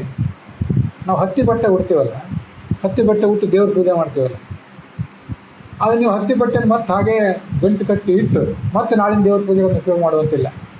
ಒಂದ್ಸಲಿ ಕಟಿ ಅಂದರೆ ಸೊಂಟದಿಂದ ಹೊರಗೆ ಬಿದ್ದ ಮೇಲೆ ಅದು ಮೈಲಿಗೆ, ನೀವು ಇನ್ನೊಂದು ಬಟ್ಟೆಯನ್ನು ಮಡಿ ಹಾಕಿ ಕೋಲ್ ಮೇಲೆ ಹಾಕಿ ನಾಳೆ ಪೂಜೆಗೆ ಅದನ್ನು ಉಪಯೋಗ ಮಾಡ್ತೀರಿ. ನಿಮ್ಗೆ ಗೊತ್ತಿದ್ದೇ ಇದೆ. ಅದು ಮಾಡಬಾರ್ದು ಅಂತ ಹೇಳಿದ್ರು. ಮಾಡೋರು ಯಾರು ಅಂತ ಅಪತ್ರಗಳು ಮಾಡಿಕ್ಕೆ ಯಾರಾದರೆ ಇವತ್ತಿಗೂ ಉಪಯೋಗ ಮಾಡ್ತೀವಿ, ನಾಳೆಗೂ ಅದನ್ನೇ ಉಪಯೋಗ ಮಾಡ್ತೀವಿ, ಮಾಡಬಾರ್ದು. ಸೊಂಟದಿಂದ ಬಟ್ಟೆ ಕೆಳಗೆ ಬಿದ್ದರೆ ಅದು ಮೈಲಿಗೆ. ರೇಷ್ಮೆ ವಸ್ತ್ರ ಯಾಕೆ ಉಡಬೇಕು ಅಂದರೆ ಭೋಜನಾವಧಿ, ಅದು ಬರೀ ಊಟಕ್ಕೆ ಮಾತ್ರ. ಪೂಜೆ ಮಾಡಿದ ಮೇಲೆ ಊಟ ಮಾಡ್ಲಿಕ್ಕೆ ಒಂದು ಸ್ವಲ್ಪ ವಿಳಂಬ ಇರ್ತದೆ ಕೆಲವು ಕಡೆ. ಹಾಗಿದ್ದಾಗ ಭೋಜನಕ್ಕಾಗಿ ಮಾತ್ರ ರೇಷ್ಮೆ ಬಟ್ಟೆ ಹೊರತು ಅದನ್ನು ಬೇರೆ ಮಡಿ ಕಾರ್ಯಕ್ಕೇನು ಉಪಯೋಗ ಮಾಡೋದನ್ನು ಶಾಸ್ತ್ರ ಹೇಳಲಿಲ್ಲ. ಅನಿವಾರ್ಯವಾಗಿ ಕೆಲವರು ಊಟಕ್ಕೊಂದು ರೇಷ್ಮೆ ಬಟ್ಟೆ ಬೇರೆ ಮತ್ತು ಪೂಜೆ ಮಾಡ್ಲಿಕ್ಕೊಂದು ರೇಷ್ಮೆ ಬಟ್ಟೆ ಬೇರೆ ಇಟ್ಟಿರ್ತಾರೆ. ಯಾಕಂದರೆ ಊಟ ಮಾಡುವಾಗ ಅಲ್ಲಿ ಎಲ್ಲ ಹೆಂಜಲು, ಮುಸುರು ಇತ್ಯಾದಿ ಪದಾರ್ಥಗಳು ಸಿಡಿದಿರ್ತವೆ. ಅಂಥದನ್ನು ಪೂಜೆಗೆ ಸ್ವೀಕಾರ ಮಾಡೋದು ಬೇಡ ಅಂತ ಅದಕ್ಕೊಂದು ಇಟ್ಟಿರ್ತಾರೆ, ಇದಕ್ಕೊಂದು ಇಟ್ಟಿರ್ತಾರೆ. ಆದರೂ ಶಾಸ್ತ್ರ ಅದನ್ನು ಹೇಳಿದ್ದು ಭೋಜನಕ್ಕೆ ಅದನ್ನು ಸೀಮಿತ ಅಷ್ಟೇ. ಅದು ಉಣ್ಣೆ ವಸ್ತ್ರ, ಧಾಬಳಿ ಅಂತ ಎಲ್ಲರೂ ಕೇಳ್ತೀವಿ. ಸಾಮಾನ್ಯವಾಗಿ ಉಣ್ಣೆ ವಸ್ತ್ರ ಅಂದರೆ ಸ್ವೆಟರ್ ಗೊತ್ತು, ಕೋಟ್ ಗೊತ್ತಿರ್ತೀವಿ. ಉಣ್ಣೆ ಶಾಲು ಇರ್ತದಲ್ಲ, ಆ ಉಣ್ಣೆ ಶಾಲು ಅಥವಾ ಅದಕ್ಕಿಂತ ಸ್ವಲ್ಪ ಒರಟಾದಂಥ ಉಣ್ಣೆ ಧಾಬಳಿ ಅಂತ ಸಿಗ್ತದೆ. ಅದು ಅಹಿಂಸೆಗೆ ಪೂರಕನೇ. ಯಾಕೆಂದರೆ ಕುರಿಯ ಮೈಯಲ್ಲಿ ಕೂದಲಿರ್ತದಲ್ಲ, ಅದನ್ನು ನುಣ್ಣಗೆ ಬೋಳಿಸ್ತಾರೆ, ಅದನ್ನು ನೀರಿಗೆ ಹಾಕಿ ಅದರಿಂದ ನೂಲು ಮಾಡ್ತಾರೆ. ಕುರಿಗೆ ಅದರಿಂದ ನೋವೇನಾಗೋದಿಲ್ಲ, ಯಾಕಂದ್ರೆ ವಿಪರೀತವಾಗಿ ಬೆಳೆದಿರ್ತದಲ್ಲ, ಬೆಳೆದಿದ್ದರಿಂದ ಅದನ್ನು ಮುಕ್ತ ಸಿಗ್ತದೆ. ಆಮೇಲೆ ಮತ್ತೆ ಬೆಳೀತದೆ. ಅದರಿಂದ ಬಿಳಿ ಉಣ್ಣೆ, ಕರಿ ಉಣ್ಣೆ, ಅದರಿಂದ ಕಂಬಳಿ, ದಾಬಳಿ ಮೊದಲಾದ್ರು ಮಾಡ್ತಾರಲ್ಲ, ಅದು ಅಹಿಂಸೆಗೆ ಪೂರಕವೇ. ಮತ್ತು ಉಣ್ಣೆ ಬಟ್ಟೆ ಅನ್ನೋದು ಸರಳತೆಯ ಸಂಕೇತ ಅಂತ ಹೇಳ್ತಾರೆ. ನೀವು ಉಣ್ಣೆ ಬಟ್ಟೆಯನ್ನು ಮೇಲಿನ ಮೇಲೆ ಒಗಿಬೇಕಾಗಿಲ್ಲ, ಅಂದರೆ ಒಗಿಬೇಕು, ತೀರ ಭಾಳ ಹೊಲಸಾಗ ಒಗಿಬೇಕು ಖಂಡಿತವಾಗಿಯೂ. ನೀವು ಉಣ್ಣೆ ಬಟ್ಟೆಯನ್ನು ಸ್ವಲ್ಪ ಒಂದು ದಿವಸ ಕಡು ಬಿಸಿಲಿನಲ್ಲಿ ಹಾಕಿದರೆ, ಗಾಳಿಗೆ ಹಾಕಿದರೆ ಸ್ವಚ್ಛ ಆಗಿ ಹೋಗ್ತದೆ. ಅದನ್ನು ನೀವು ಮತ್ತೆ ಉಪಯೋಗ ಮಾಡ್ಬೋದು. ದೇವರು ಏನೋ ಮಡಿ ಕೆಲಸಕ್ಕೆ ಹೋಗ್ತಾ ಇದ್ರು. ಕೆಲವರು ಊಟ ಮಾಡಲಿಕ್ಕೂ ಕೂಡ ಉಣ್ಣೆ ಬಟ್ಟೆನೇ ಉಪಯೋಗ ಮಾಡೋರಿದ್ದಾರೆ, ಅದನ್ನು ನೋಡಿದ್ದೇನೆ. ಅದನ್ನು ಊಟಕ್ಕೆ ಮಾತ್ರ ಸೀಮಿತ ಆಗಿ ಇಟ್ಟಿರ್ತಾರೆ ಒಂದು ಉಣ್ಣೆ ಬಟ್ಟೆ. ಅಂತೂ ಉಣ್ಣೆ ಬಟ್ಟೆ ಬಿಸಿಲು ಗಾಳಿಗೆ ಶುದ್ಧ ಆಗ್ತದೆ, ಅದು ಸಂಕೇತ. ಇಲ್ಲಿ ಒಂದು ಇದನ್ನು ಹೇಳ್ತೇನೆ, ನಮ್ಮ ದೇಶದಲ್ಲಿ ಸೂಫಿ ಅಂತ ಒಂದು ಪಂಥ ಇದೆ, ಸೂಫಿ ಪಂಥ ಅಂತ. ಸೂಫಿ ಅಂತ ಪಂಥ ಅಂದರೆ ಮುಸಲ್ಮಾನರದ ಒಂದು ಇನ್ನೊಂದು ಪ್ರಭೇದ ಅದು. ಆ ಸೂಫಿ ಅಂದರೆ ಯಾಕೆ ಅದು ಹುಟ್ಟಿತು ಅಂದರೆ, ಸೂಫ್ ಅಂದರೆ ನಿಲುವಂಗಿ, ಉಣ್ಣೆ ನಿಲುವಂಗಿ, ಅದನ್ನು ಹಾಕ್ಕೊಂಡವರು ಇರ್ತಿದ್ರಂತೆ ಆಗಿನ ಸಾಧುಗಳು. ಅಲ್ಲಲ್ಲಿ ಅವ್ರ ದರ್ಗಾಗಳೆಲ್ಲ ಕಾಣಿಸ್ತಾ ಇರ್ತಾರೆ. ಅದು ಸರಳತೆಯ ಸಂಕೇತ. ಹತ್ತಿ ಬಟ್ಟೆ ನೀವು ಇವತ್ತಿನ ಮತ್ತು ನಾಳೆ ನಾಡ್ದು ಉಡ್ಲಿಕ್ಕಾಗೋದು, ಮತ್ತು ಅವ್ರು ಒಗೆದು ಉಡಬೇಕು. ಪಾಪ ಬೈರಾಗಿಗಳು, ಸನ್ಯಾಸಿಗಳು ಯಾವಾಗ ಉಡ್ತಾರೆ, ಯಾವಾಗ ಸ್ವಚ್ಛ ಮಾಡ್ಕೊತಾರೆ? ಉಣ್ಣೆ ವಸ್ತ್ರ ಉಟ್ಕೊಂಡು ಬದುಕ್ತಿದ್ದಾರೆ. ಹೀಗೆ ಸೂಫಿ ಒಂಥರ ಒಂದು ಬಟ್ಟೆ ಆಗಿತ್ತದು, ಸರಳತೆಯ ಸಂಕೇತ ಅಂತ ಹೇಳ್ತಾರೆ. ಅದರಿಂದ ಸಿಂಪಲ್ ಲಿವಿಂಗ್, ಹೈ ಥಿಂಕಿಂಗ್ ಮಾಡುವುದಾದರೆ, ಸರಳ ಜೀವನ, ಉದಾತ್ತ ಚಿಂತನೆ ಬದುಕುವುದಾದರೆ ರೇಷ್ಮೆ ಬಿಟ್ಟರೆ ಭಾಳ ಒಳ್ಳೆಯದು. ಇಲ್ಲೇನು ಶಾಸ್ತ್ರದಲ್ಲಿ ಬಂದಿಲ್ಲ, ಮಾಂಸ ಬಿಟ್ಟರೆ ಭಾಳ ಒಳ್ಳೆಯದೊಂದು ಬಂದಿದೆಯಲ್ಲ, ಮದ್ಯ ಬಿಟ್ಟರೆ ಭಾಳ ಒಳ್ಳೆಯದೊಂದು ಬಂದಿದೆಯಲ್ಲ. ಹಾಗೆ ರೇಷ್ಮೆಯನ್ನು ಕೂಡ ಪರಿತ್ಯಾಗ ಮಾಡಿದರೆ, ಬೇಡ ಅಂತ ಆದಾಗ ಅಹಿಂಸಾ ರೇಷ್ಮೆ ಬಟ್ಟೆ ಉಟ್ಟರೆ ಭಾಳ ಒಳ್ಳೆಯದು. ಸಾಧ್ಯ ಆದರೆ ಅದನ್ನು ಮಾಡುವಂಥ ಒಂದು ವ್ರತ ನಾವು ತೊಡಬೇಕು. ರೇಷ್ಮೆ ಬಟ್ಟೆ ಉಡಬೇಕಂತ ಅನಿವಾರ್ಯ ಏನಲ್ಲ. ಬೇರೆ ಬಟ್ಟೆಗಳನ್ನು, ಒಳ್ಳೆ ಕ್ವಾಲಿಟಿ ಬಟ್ಟೆಗಳನ್ನ, ಪಾಲಿಸ್ಟರ್ ಬಟ್ಟೆ, ಹತ್ತಿ ಬಟ್ಟೆಗಳನ್ನು ಉಟ್ಟೇ ಉಡಬಹುದು. ಅನೇಕ ಹತ್ತಿ ಬಟ್ಟೆಗಳು ರೇಷ್ಮೆ ಬಟ್ಟೆಗಿಂತ ಹೆಚ್ಚು ಕಾಸ್ಟ್ಲಿ ಇರ್ತವೆ. ನಾವು ನಾವು ಬೇಕು ಅಂತಿದ್ರೆ ಒಳ್ಳೆ ಬಟ್ಟೆ ಉಟ್ಕೋಬೇಕು ಅಂದ್ರೆ ಅದನ್ನು ಉಟ್ಕೋಬೋದು, ಖಂಡಿತವಾಗಿ ಉಟ್ಕೊಳ್ಬೋದು. ಈ ಸ್ವಾಮಿಗಳು ಕೆಲವರು ಪೂಜಾ ಸಂದರ್ಭದಲ್ಲಿ ರೇಷ್ಮೆ ಬಟ್ಟೆ ಉಟ್ಕೋತಾರೆ. ಯಾಕೆ ಅಂದರೆ ಈಗ ಅವ್ರಿಗೆ ಅದನ್ನು ಒದ್ದೆ ಮಾಡಿ ಕೋಲ್ ಮೇಲೆ ಹಾಕಿರ್ಬೇಕು. ಹಿಂದಿನ ದಿವಸ ಕೋಲ್ ಮೇಲೆ ಹಾಕಿರ್ತಾರೆ, ಮಾರನೇ ದಿವಸ ಅದನ್ನು ಪೂಜೆಗೆ ಉಟ್ಕೋತಾರೆ. ಒಂದು ಯಾವ್ದಾದ್ರು ಊರಿಗೆ ಹೋದರೆ ಅಲ್ಲಿ ನಿಮಗೆ ಒದ್ದೆ ಅವ್ರ ಶಿಷ್ಯರಾದವ್ರನ್ನ ಒದ್ದೆ ಮಾಡಿ ಕೋಲ್ ಮೇಲೆ ಹಾಕಿ ಅದನ್ನು ಮತ್ತೆ ಉಟ್ಕೊಳ್ಳೋ ಸಮಯ ಇರೋದಿಲ್ಲ. ಹತ್ತಿ ಬಟ್ಟೆ ಬೇಗ ಒಣಗೋದಿಲ್ಲ. ಅದಕ್ಕಾಗಿ ರೇಷ್ಮೆ ಬಟ್ಟೆ ಒಂದು ಇಟ್ಟಿರ್ತಾರೆ, ರೇಷ್ಮೆ ಲಂಗೋಟಿ ಒಂದು, ರೇಷ್ಮೆ ಬಟ್ಟೆ ಒಂದು ಇಟ್ಟಿರ್ತಾರೆ. ಅದೊಂದು ಅರ್ಧ ತಾಸಿನ ಒಣಗೋಗ್ತದೆ. ಅದನ್ನು ಅವ್ರು ರೇಷ್ಮೆ ಬಟ್ಟೆ ಪೂಜೆಗೆ ಉಪಯೋಗ ಮಾಡ್ತಾರೆ. ಮತ್ತು ಮೈಲಿಗೆ ಆದಮೇಲೆ ಗೊತ್ತಿರಬೇಕು, ಅವರ ರೇಷ್ಮೆ ಬಟ್ಟೆ ಬಿಟ್ಟು ಬಿಡ್ತಾರೆ, ಮತ್ತೆ ಹತ್ತಿ ಬಟ್ಟೆನೇ ಉಟ್ಟಿರ್ತಾರೆ. ಇದು ಗಮನಿಸ್ಬೇಕು. ಯಾರು ರೇಷ್ಮೆ ಬಟ್ಟೆನೇ ಮತ್ತೆ ಉಟ್ಟಿರ್ಬೋದು, ನಾವು ಇಲ್ಲ ಅಂತ ಹೇಳ್ತಿಲ್ಲ. ಸಾಮಾನ್ಯವಾಗಿ ಏನು ನಡೀತದೆ ಅನ್ನೋದನ್ನು ಹೇಳಿದೆ. ನಮ್ಮ ಗುರುಗಳು ನಾನು ಸಮೀಪ ಇದ್ದು ನೋಡಿದವನಾದ್ರೂ ಹೇಳಿದೆ, 5 ವರ್ಷಗಳು ಹಾಗೆ ಮಾಡ್ತಿದ್ರು. ಪೂಜೆ ಸಂದರ್ಭದಲ್ಲಿ ಹತ್ತಿ ಬಟ್ಟೆನೇ ಉಡ್ತಿದ್ರು. ಅನಿವಾರ್ಯ ಇದೆ ರೇಷ್ಮೆ ಬಟ್ಟೆ ಉಟ್ಟು ಆಮೇಲೆ ಖಾದಿ ಹತ್ತಿ ಬಟ್ಟೆ ಉಡ್ತಿದ್ರು. ಅವ್ರು ಮಹಾತ್ಮ ಗಾಂಧಿ ಅನುಯಾಯಿ ಆಗಿದ್ದರು ಸ್ವಾಮಿಗಳು. ಅವ್ನ ತತ್ವದಿಂದ ಭಾರಿ ಪ್ರಭಾವಿತರಾಗಿದ್ದರು ಗಾಂಧಿಯವ್ರ ತತ್ವದಿಂದ. ಹಾಗಾಗಿ ಖಾದಿ ಬಟ್ಟೆ ಉಡ್ತಿದ್ರು ಬೇರೆ ಸಂದರ್ಭದಲ್ಲಿ. ಒರಟಾದ ಖಾದಿ, ಅಂಚೂ ಇಲ್ಲ, ಅದು ಅಂಚೂ ವೈಭವ ಇರುವಂತಿಲ್ಲ. ಪೂಜೆ ಸಂದರ್ಭದಲ್ಲಿ ಅನಿವಾರ್ಯವಾಗಿ ರೇಷ್ಮೆ ಬಟ್ಟೆ ಉಟ್ಟಿರ್ತಿದ್ರು. ಹೀಗಿದು ಹಾಗೊಂದು ಅವರು ಬದುಕ್ತಿದ್ರು. ನಮಗೆ ಇನ್ನೊಂದು ಕಡೆ ಭಗವದ್ಗೀತಾದಲ್ಲಿ ಬಂದಿದೆ, ಚೈಲಾಜಿನ ಕುಶೋತ್ತರಂ ಅಂತ. ನೀವು ಧ್ಯಾನ ಹೇಗೆ ಮಾಡಬೇಕಂದ್ರೆ ಕೆಳಗೊಂದು ಬಟ್ಟೆ, ಅದ್ರ ಮೇಲೊಂದು ಅಜಿನ ಅಂದರೆ ಜಿಂಕೆ ಚರ್ಮವು, ವ್ಯಾಘ್ರ ಚರ್ಮವು, ಏನಾದರೂ ದರ್ಭೆ, ಹಾಸಿಗೆ. ಈ ನೀವು ಮೂರನ್ನೂ ಹಾಸ್ಕೋಬೇಕು ಅಂತ ಅರ್ಥ ಅಲ್ಲ, ಮೂರು ಉಪಯೋಗಕ್ಕೆ ಬರ್ತದೆ. ಯಾಕೆ ಕೃಷ್ಣಾಜಿನ ಹಾಕೋತಿದ್ರು, ಯಾಕೆ ಹುಲಿ ಚರ್ಮ ಹಾಕೋತಿದ್ರು ಅಂದರೆ ಅವೆಲ್ಲ ವೈರಾಗ್ಯಕ್ಕೆ ಪೂರಕ ಅಂತವು. ಹಾಗೆ ಹೇಳ್ತಾರೆ ವಿದ್ವಾಂಸರು. ಅದ್ರ ಮೇಲೆ ಕೂತ್ರೆ ಪ್ರತಿಯೊಂದು ವಸ್ತುವಿಗೂ ಒಂದು ಗುಣ ಇರ್ತದಲ್ಲ, ನಮ್ಗೆ ಗೊತ್ತಾಗೋದಿಲ್ಲ, ಅದು ಕೂಡಲೇ ಗೊತ್ತಾಗೋದಿಲ್ಲ. ಆದರೆ ಅದೆಲ್ಲ ವೈರಾಗ್ಯಕ್ಕೆ, ಮನಸ್ಸಿನ ಹಿಡಿತಕ್ಕೆ, ಮನೋನಿಯಂತ್ರಣಕ್ಕೆ ಪೂರಕ ಆಗ್ತದೆ. ಅದಕ್ಕಾಗಿ ಹುಲಿ ಚರ್ಮದ ಮೇಲೆ, ಜಿಂಕೆ ಚರ್ಮದ ಮೇಲೆ ಅವರು ಕೂಡ್ತಿದ್ರು. ಕೂತ್ರೆ ಅದಕ್ಕೆ ಧ್ಯಾನ ಮಾಡಲಿಕ್ಕೆ ಬೇಕಾದ ಏಕಾಗ್ರತೆ ಬರ್ತದೆ. ಈ ಕೆಲವು ಕಡೆ ಸ್ವಾಮಿಗಳಾದವರು ಆ ಜಿಂಕೆ ಚರ್ಮದಿಂದ ತಯಾರು ಮಾಡಿದ ದೇವರ ಪೆಟ್ಟಿಗೆಗಳನ್ನ ಉಪಯೋಗ ಮಾಡ್ತಾರೆ. ಇನ್ನು ಕೆಲವು ಕಡೆ ಸ್ವಾಮಿಗಳು, ಕಟ್ಟದ ಕೆಳಗೆ ಉಡುಪಿ ಕಡೆ ಸ್ವಾಮಿಗಳು, ಯಾವ ದೇವರ ಪೆಟ್ಟಿಗೆಗೂ ಕೂಡ ಮಡಿಯಲ್ಲಿದ್ದಾಗ ಜಿಂಕೆ ಚರ್ಮ ಉಪಯೋಗ ಮಾಡೋದಿಲ್ಲ. ಮಡಿಯಲ್ಲಿದ್ದಾಗ ಜಿಂಕೆ ಚರ್ಮ ಅವರಿಗೆ ಗ್ರಾಹ್ಯ ಅಲ್ಲ, ತೋಳೋದೇ ಇಲ್ಲ, ಅವರೂ ಮುಟ್ಟೋದಿಲ್ಲ, ಆ ದೇವರ ಪೆಟ್ಟಿಗೆಗೂ ಅದನ್ನು ಹಾಕೋದಿಲ್ಲ. ನನಗೆ ಯಾರು ಸರಿ ಯಾರು ತಪ್ಪು ಅಂತ ಹೇಳ್ತಿಲ್ಲ, ಅವ್ರವ್ರ ಸಂಪ್ರದಾಯ. ಅಲ್ಲಿ ಹಾಗೆ ಮಾಡ್ತಾರೆ ಅಂತ ಹೇಳಿದೆ. ದೇವರ ಪೆಟ್ಟಿಗೆ ಒಳಗೆ ಒಂದು ರೇಷ್ಮೆ ಹೊಟ್ಟೆಯಿಂದ ದೇವರನ್ನು ಸುತ್ತಿಟ್ಟು ಅದನ್ನೊಂದು ಹಿತ್ತಾಳೆ ಬೆಳ್ಳಿ ಪೆಟ್ಟಿಗೆ ದೇವರನ್ನು ಹಾಕಿ ಅದಕ್ಕೊಂದು ಹುರಿದಾರ ಕಟ್ಟಿ, ಆ ರೇಷ್ಮೆ ಬಟ್ಟೆ ಎಲ್ಲೂ ಹೊರಗೆ ಬಂದಿರಬಾರ್ದು, ಕಾಣಿಸ್ಬಾರ್ದು, ಎಲ್ಲರೂ ಸ್ಪರ್ಶ ಆಗಿ ಮತ್ತೆ ಮೈಲಿಗೆ ಆಗ್ತದೆ. ಹಾಗೆ ಇಟ್ಟು ಅದ್ರ ಮೇಲೆ ಮತ್ತೊಂದು ಬಟ್ಟೆ ಹೊರಿಸಿ ಊರಿಂದ ಊರಿಗೆ ತೊಗೊಂಡು ಹೋಗ್ತಾರೆ. ಜಿಂಕೆ ಚರ್ಮಗಳನ್ನು ಅವರು ಅಲ್ಲಿ ಉಪಯೋಗ ಮಾಡೋದಿಲ್ಲ. ಅದಾದಮೇಲೆ ಮತ್ತೆ ಜನರು ಭೇಟಿ ಆಗುವಾಗ, ಪಾಠ ಪ್ರವಚನ ಮಾಡುವಾಗ ಅದನ್ನು ಆ ಚರ್ಮ ಹಾಕೊಂಡು ಕೊಡ್ತಾರೆ. ಇನ್ನು ಕೆಲವರಂತೂ ಅದನ್ನೂ ಬಿಟ್ಟಿದ್ದಾರೆ. ಬಿಡುವುದು ಬಹಳ ಒಳ್ಳೆಯದು. ಜಿಂಕೆ ಚರ್ಮವನ್ನು, ಹುಲಿ ಚರ್ಮವನ್ನು ಬಿಡುವುದು ಒಳ್ಳೆಯದು. ಯಾಕೆ ಅಂದರೆ ನಾನೀಗ ಒಂದು 20 ವರ್ಷದ ಹಿಂದೆನೇ ಓದಿದ್ದೇನೆ ತರಂಗದಲ್ಲಿ.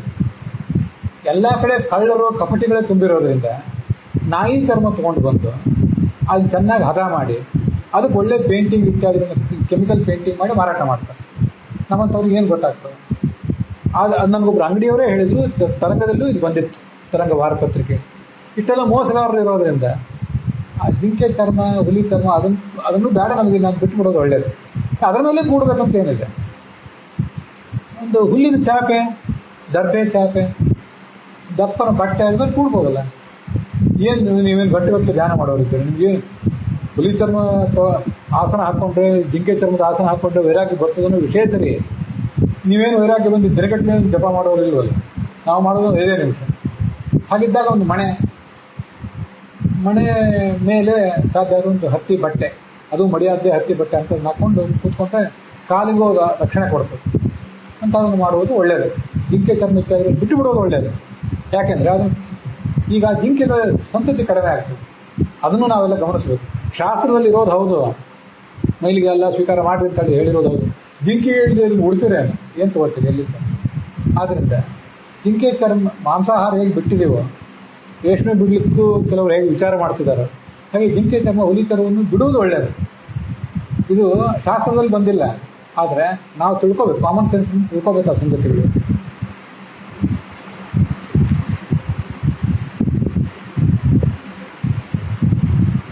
ಒಟ್ಟಾರೆ ಜೀವನದ ಜೊತೆಗೆ ಕಾಂಪ್ರಮೈಸ್ ಮಾಡ್ಕೊಂಡು ಬದುಕೋರು ನಾವೆಲ್ಲ ಜನಸಾಮಾನ್ಯರು. ನಮ್ಗೆ ಹಾಲು ಬೇಕು, ಜೇನುತುಪ್ಪ ಬೇಕು, ಮತ್ತು ಏನೇನು ಆಹಾರ ಪದಾರ್ಥಗಳು ಬೇಕು, ಆರೋಗ್ಯಕ್ಕಾಗಿ ಬೇಕು. ಜೀವನಕ್ಕಾಗಿ ಹೊಂದಾಣಿಕೆ ಮಾಡಿಕೊಂಡು ಅವರ ರೀತಿ ಒಂದು ಹೊಂದಾಣಿಕೆ ನಾವು ಬೇಕಾಗಿಲ್ಲ. ನಾವು ಇನ್ನೂ ಉದಾತ್ತವಾದ ಜೀವನ ನಡೆಸ್ತೀವಿ ಅಂದರೆ ಏನೇನು ಬಿಟ್ಟು ಬದುಕುವುದು ಸಾಧ್ಯವೋ ಅಷ್ಟೆಲ್ಲ ಬಿಟ್ಟು ಬದುಕುವುದು ಒಳ್ಳೆಯದು. ಈಗ ನೋಡ್ರಿ, ಬಂಗಾರವನ್ನ ಬಿಟ್ಟು ಬದುಕುವುದು ಸಾಧ್ಯ ಹೌದೋ ಇಲ್ಲವೋ ಅಂತ ವಿಚಾರ ಮಾಡಿದರೆ, ನಮ್ಗೆ ಐಶ್ವರ್ಯ ಇದ್ದರೆ ಬಂಗಾರ ಉಪಯೋಗ ಮಾಡೇ ಮಾಡ್ತೀವಿ.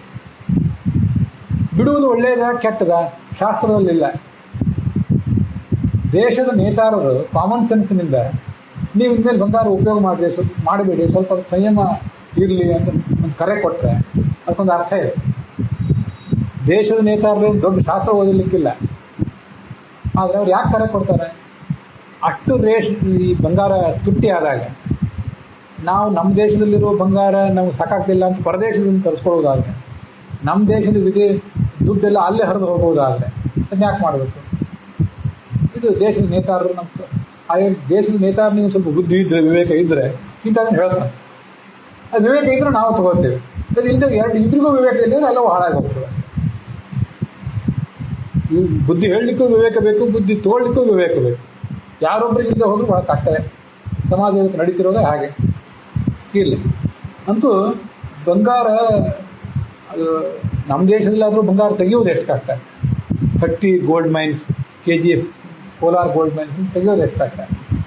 ಅದಷ್ಟು ಕಾಸ್ಟ್ಲಿ, ಅಷ್ಟು ತುಟ್ಟಿ ಆಗಿದ್ದಾದರೆ ಅಂತಂದ್ರೆ ಅದನ್ನ ಹಾಕೊಳ್ಳದೆ ಹೋದರೆ ದೊಡ್ಡ ತೊಂದರೆ ಏನಿಲ್ಲ. ಅದೇ ದುಡ್ಡನ್ನು ಮಕ್ಕಳ ಶಿಕ್ಷಣ, ಆರೋಗ್ಯ, ಇನ್ನೇನೋ ಸಮಸ್ಯೆಗಳು ಇನ್ನೇನೋ ಇವೆ. ಒಂದಿಷ್ಟು ಜನರಿಗೆ ದಾನ ಮಾಡಿರಿ ಸಮಾಜದಲ್ಲಿ. ಯಾರ್ದು ಬೇರೆ ನಮ್ಮ ಮಕ್ಕಳ ಶಿಕ್ಷಣ ಆಯಿತು, ಬೇರೆ ಮಕ್ಕಳ ಶಿಕ್ಷಣಕ್ಕೆ ದಾನ ಮಾಡೋಣ. ಯಾರ್ದು ಆರೋಗ್ಯಕ್ಕಾಗಿ ದಾನ ಮಾಡೋಣ. ಸಮಾಜದಲ್ಲಿ ದುಡ್ಡಿನ ವಿನಿಯೋಗವನ್ನು ಉಚಿತ ರೀತಿಯಲ್ಲಿ ಮಾಡಲಿಕ್ಕೆ ಬೇಕಾದಷ್ಟು ಹಾದಿಗಳಿವೆ. ಅದಕ್ಕಾಗಿ ಬಂಗಾರದ ಬಗ್ಗೆನೂ ಸಂಯಮ ಇರಲಿ ಅಂತ ಹೇಳಿಕೆ ಕೊಟ್ಟರು. ನಮ್ಗೆ ಸರಿ ಕಂಡ್ರೆ ಅದನ್ನು ಆಚರಣೆಗೆ ತರಬಹುದು. ನೀವು ಎಷ್ಟು ಬಿಡ್ತೀರಲ್ಲ ಅಷ್ಟು ಬಿಟ್ಟಾಗ ಮನುಷ್ಯ ಉನ್ನತ ಆಗ್ತಾನೆ. ಸಿಂಪಲ್ ಲಿವಿಂಗ್, ಹೈ ಥಿಂಕಿಂಗ್ ಅಂದರೆ ಅದೇ.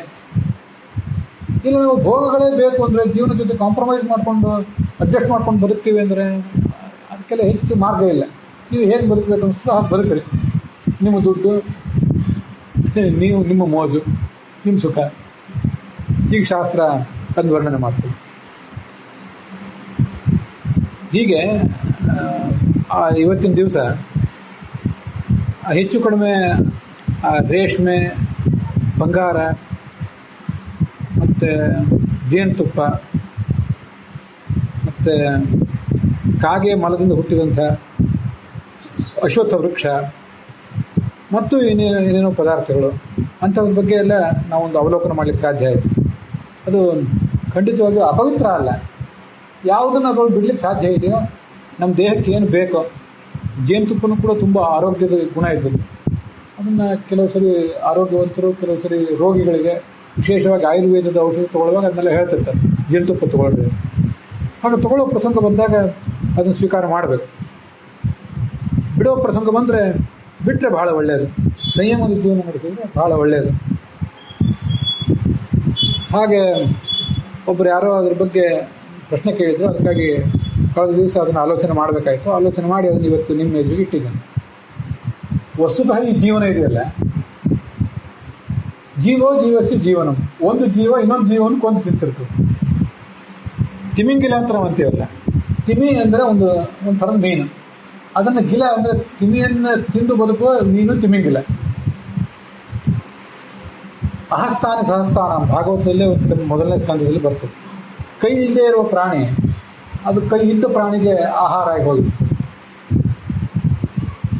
ಅದರಲ್ಲಿ ಅಪದಾನ ಚತುಷ್ಪದಾನ, ಕಾಲಿಲ್ಲದೆ ಇರುವ ಪ್ರಾಣಿ ಕಾಲಿರುವ ಪ್ರಾಣಿಗೆ ಆಹಾರ. ಸಸ್ಯವನ್ನು ತಿಂದು ಸಸ್ಯಾಹಾರಿ ಪ್ರಾಣಿಗಳು ಬದುಕ್ತವೆ, ಅದನ್ನು ತಿಂದು ಮಾಂಸಾಹಾರಿ ಪ್ರಾಣಿಗಳು ಬದುಕ್ತವೆ. ಮನುಷ್ಯ ಎರಡನ್ನೂ ತಿಂದು ಬದುಕ್ತಾನೆ. ಬಿಟ್ಟರೆ ಬಹಳ ಒಳ್ಳೆಯದು. ಅದರಲ್ಲಿ ಕೂಡ ಭೋಗ ಪದಾರ್ಥಗಳನ್ನ ಕಡಿಮೆ ಮಾಡಿದಷ್ಟು ಬಹಳ ಒಳ್ಳೆಯದು. ಪೂರ್ಣ ಬದುಕಲಿಕ್ಕೆ ಆಗೋದಿಲ್ಲ ಅಂದರೆ ಒಂದಿಷ್ಟು ಅದ್ರ ಬಗ್ಗೆ ಹತೋಟಿ ಮಾಡ್ಕೊಳ್ಬೇಕು. ಮಹಾಭಾರತದಲ್ಲೊಂದು ಸಂದೇಶ ಇದೆ, ಅದ್ರೋಹೇಣ ಇವ ಭೂತಾನಾಂ ಅಲ್ಪದ್ರೋಹೇಣವ ಪುನಃ. ಯಾವ ಪ್ರಾಣಿಗೂ, ಜಲಚರ, ಆಕಾಶದಲ್ಲಿ ಸಂಚಾರ ಮಾಡುವ ಮೀನುಗಳು, ಯಾವ ಪ್ರಾಣಿಯು, ಯಾವ ಪಕ್ಷಿಗೂ, ಯಾವ ಜೀವಕ್ಕೂ ನೋವು ಮಾಡದೆ ಬದುಕ್ರಿ. ಅದ್ರೋಹೇಣವ ಭೂತಾನಂ, ಭೂತ ಅಂದ್ರೆ ಜೀವ. ಅದಾಗದೆ ಹೋದರೆ ಅಲ್ಪದ್ರೋಹೇಣವ ಪುನಃ, ಎಷ್ಟು ಕಡಿಮೆ ಸಾಧ್ಯವೋ ಅಷ್ಟು ಕಡಿಮೆ ದ್ರೋಹ ಮಾಡಿ ಬದುಕ್ರಿ. ಈಗ ನಾವೆಲ್ಲ ಮಾಡ್ತಿರೋದು ಅದು. ಒಂದು ವಿಷಯ, ನಾವೀಗೇನು ಬದುಕಿದ್ದೀವಲ್ಲ, ಪಾಪ ಮಾಡದೇ ಇರುವ ಜೀವವೇ ಈ ಜಗತ್ತಿನಲ್ಲಿಲ್ಲ. ಮೊನ್ನೆ ದಿವಸ ನೋಡಿದ್ರು, ಕಳ್ಳರಲ್ಲದೆ ಇದ್ದವ್ರು ನಾವು ಯಾರೂ ಇಲ್ಲ, ಹಾಗೆ ಪಾಪ ಮಾಡದೇ ಇದ್ದವ್ರು ನಾವು ಯಾರೂ ಇಲ್ಲವೇ ಇಲ್ಲ.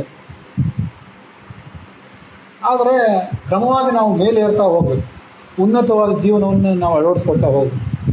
ಯಾಕೆ ಮನುಷ್ಯ ಈ ಸಾಂಸಾರಿಕ ಬಂಧನದಿಂದ ಮುಕ್ತನಾಗಿ ಪರಬ್ರಹ್ಮನ ಸಾನ್ನಿಧ್ಯವನ್ನು ಪಡ್ಕೋಬೇಕು, ಶಿವನ ಸಾನ್ನಿಧ್ಯ, ಕೈಲಾಸ, ವೈಕುಂಠ ಅಂತ ಯಾಕೆ ಅಷ್ಟೊಂದು ಸಾಧನೆ ಮಾಡ್ತಾನೆ ಅಂದರೆ, ಈ ಜಗತ್ತಿನಲ್ಲಿ ಇರುವುದೇ ಹೀಗೇನೆ. ಇದರಿಂದ ಬೇರೆ ಥರ ಬದುಕಲಿಕ್ಕೆ ಸಾಧ್ಯವೇ ಇಲ್ಲ. ನೀವು ಬದುಕಬೇಕು, ಕುಟುಂಬ ಸಾಕಬೇಕು, ನಿಮ್ಮನ್ನು ಅವಲಂಬಿಸಿದ ಜೀವನ ನೀವು ನಿಮ್ಮ ಮೇಲೆ ಅವಲಂಬಿತ ಆಗಿದೆ. ಹೇಗೆ ಬದುಕ್ತೀರಿ? ಈ ಜಗತ್ತಿನಲ್ಲಿ ಬದುಕುವುದೇ ಹೀಗೆ.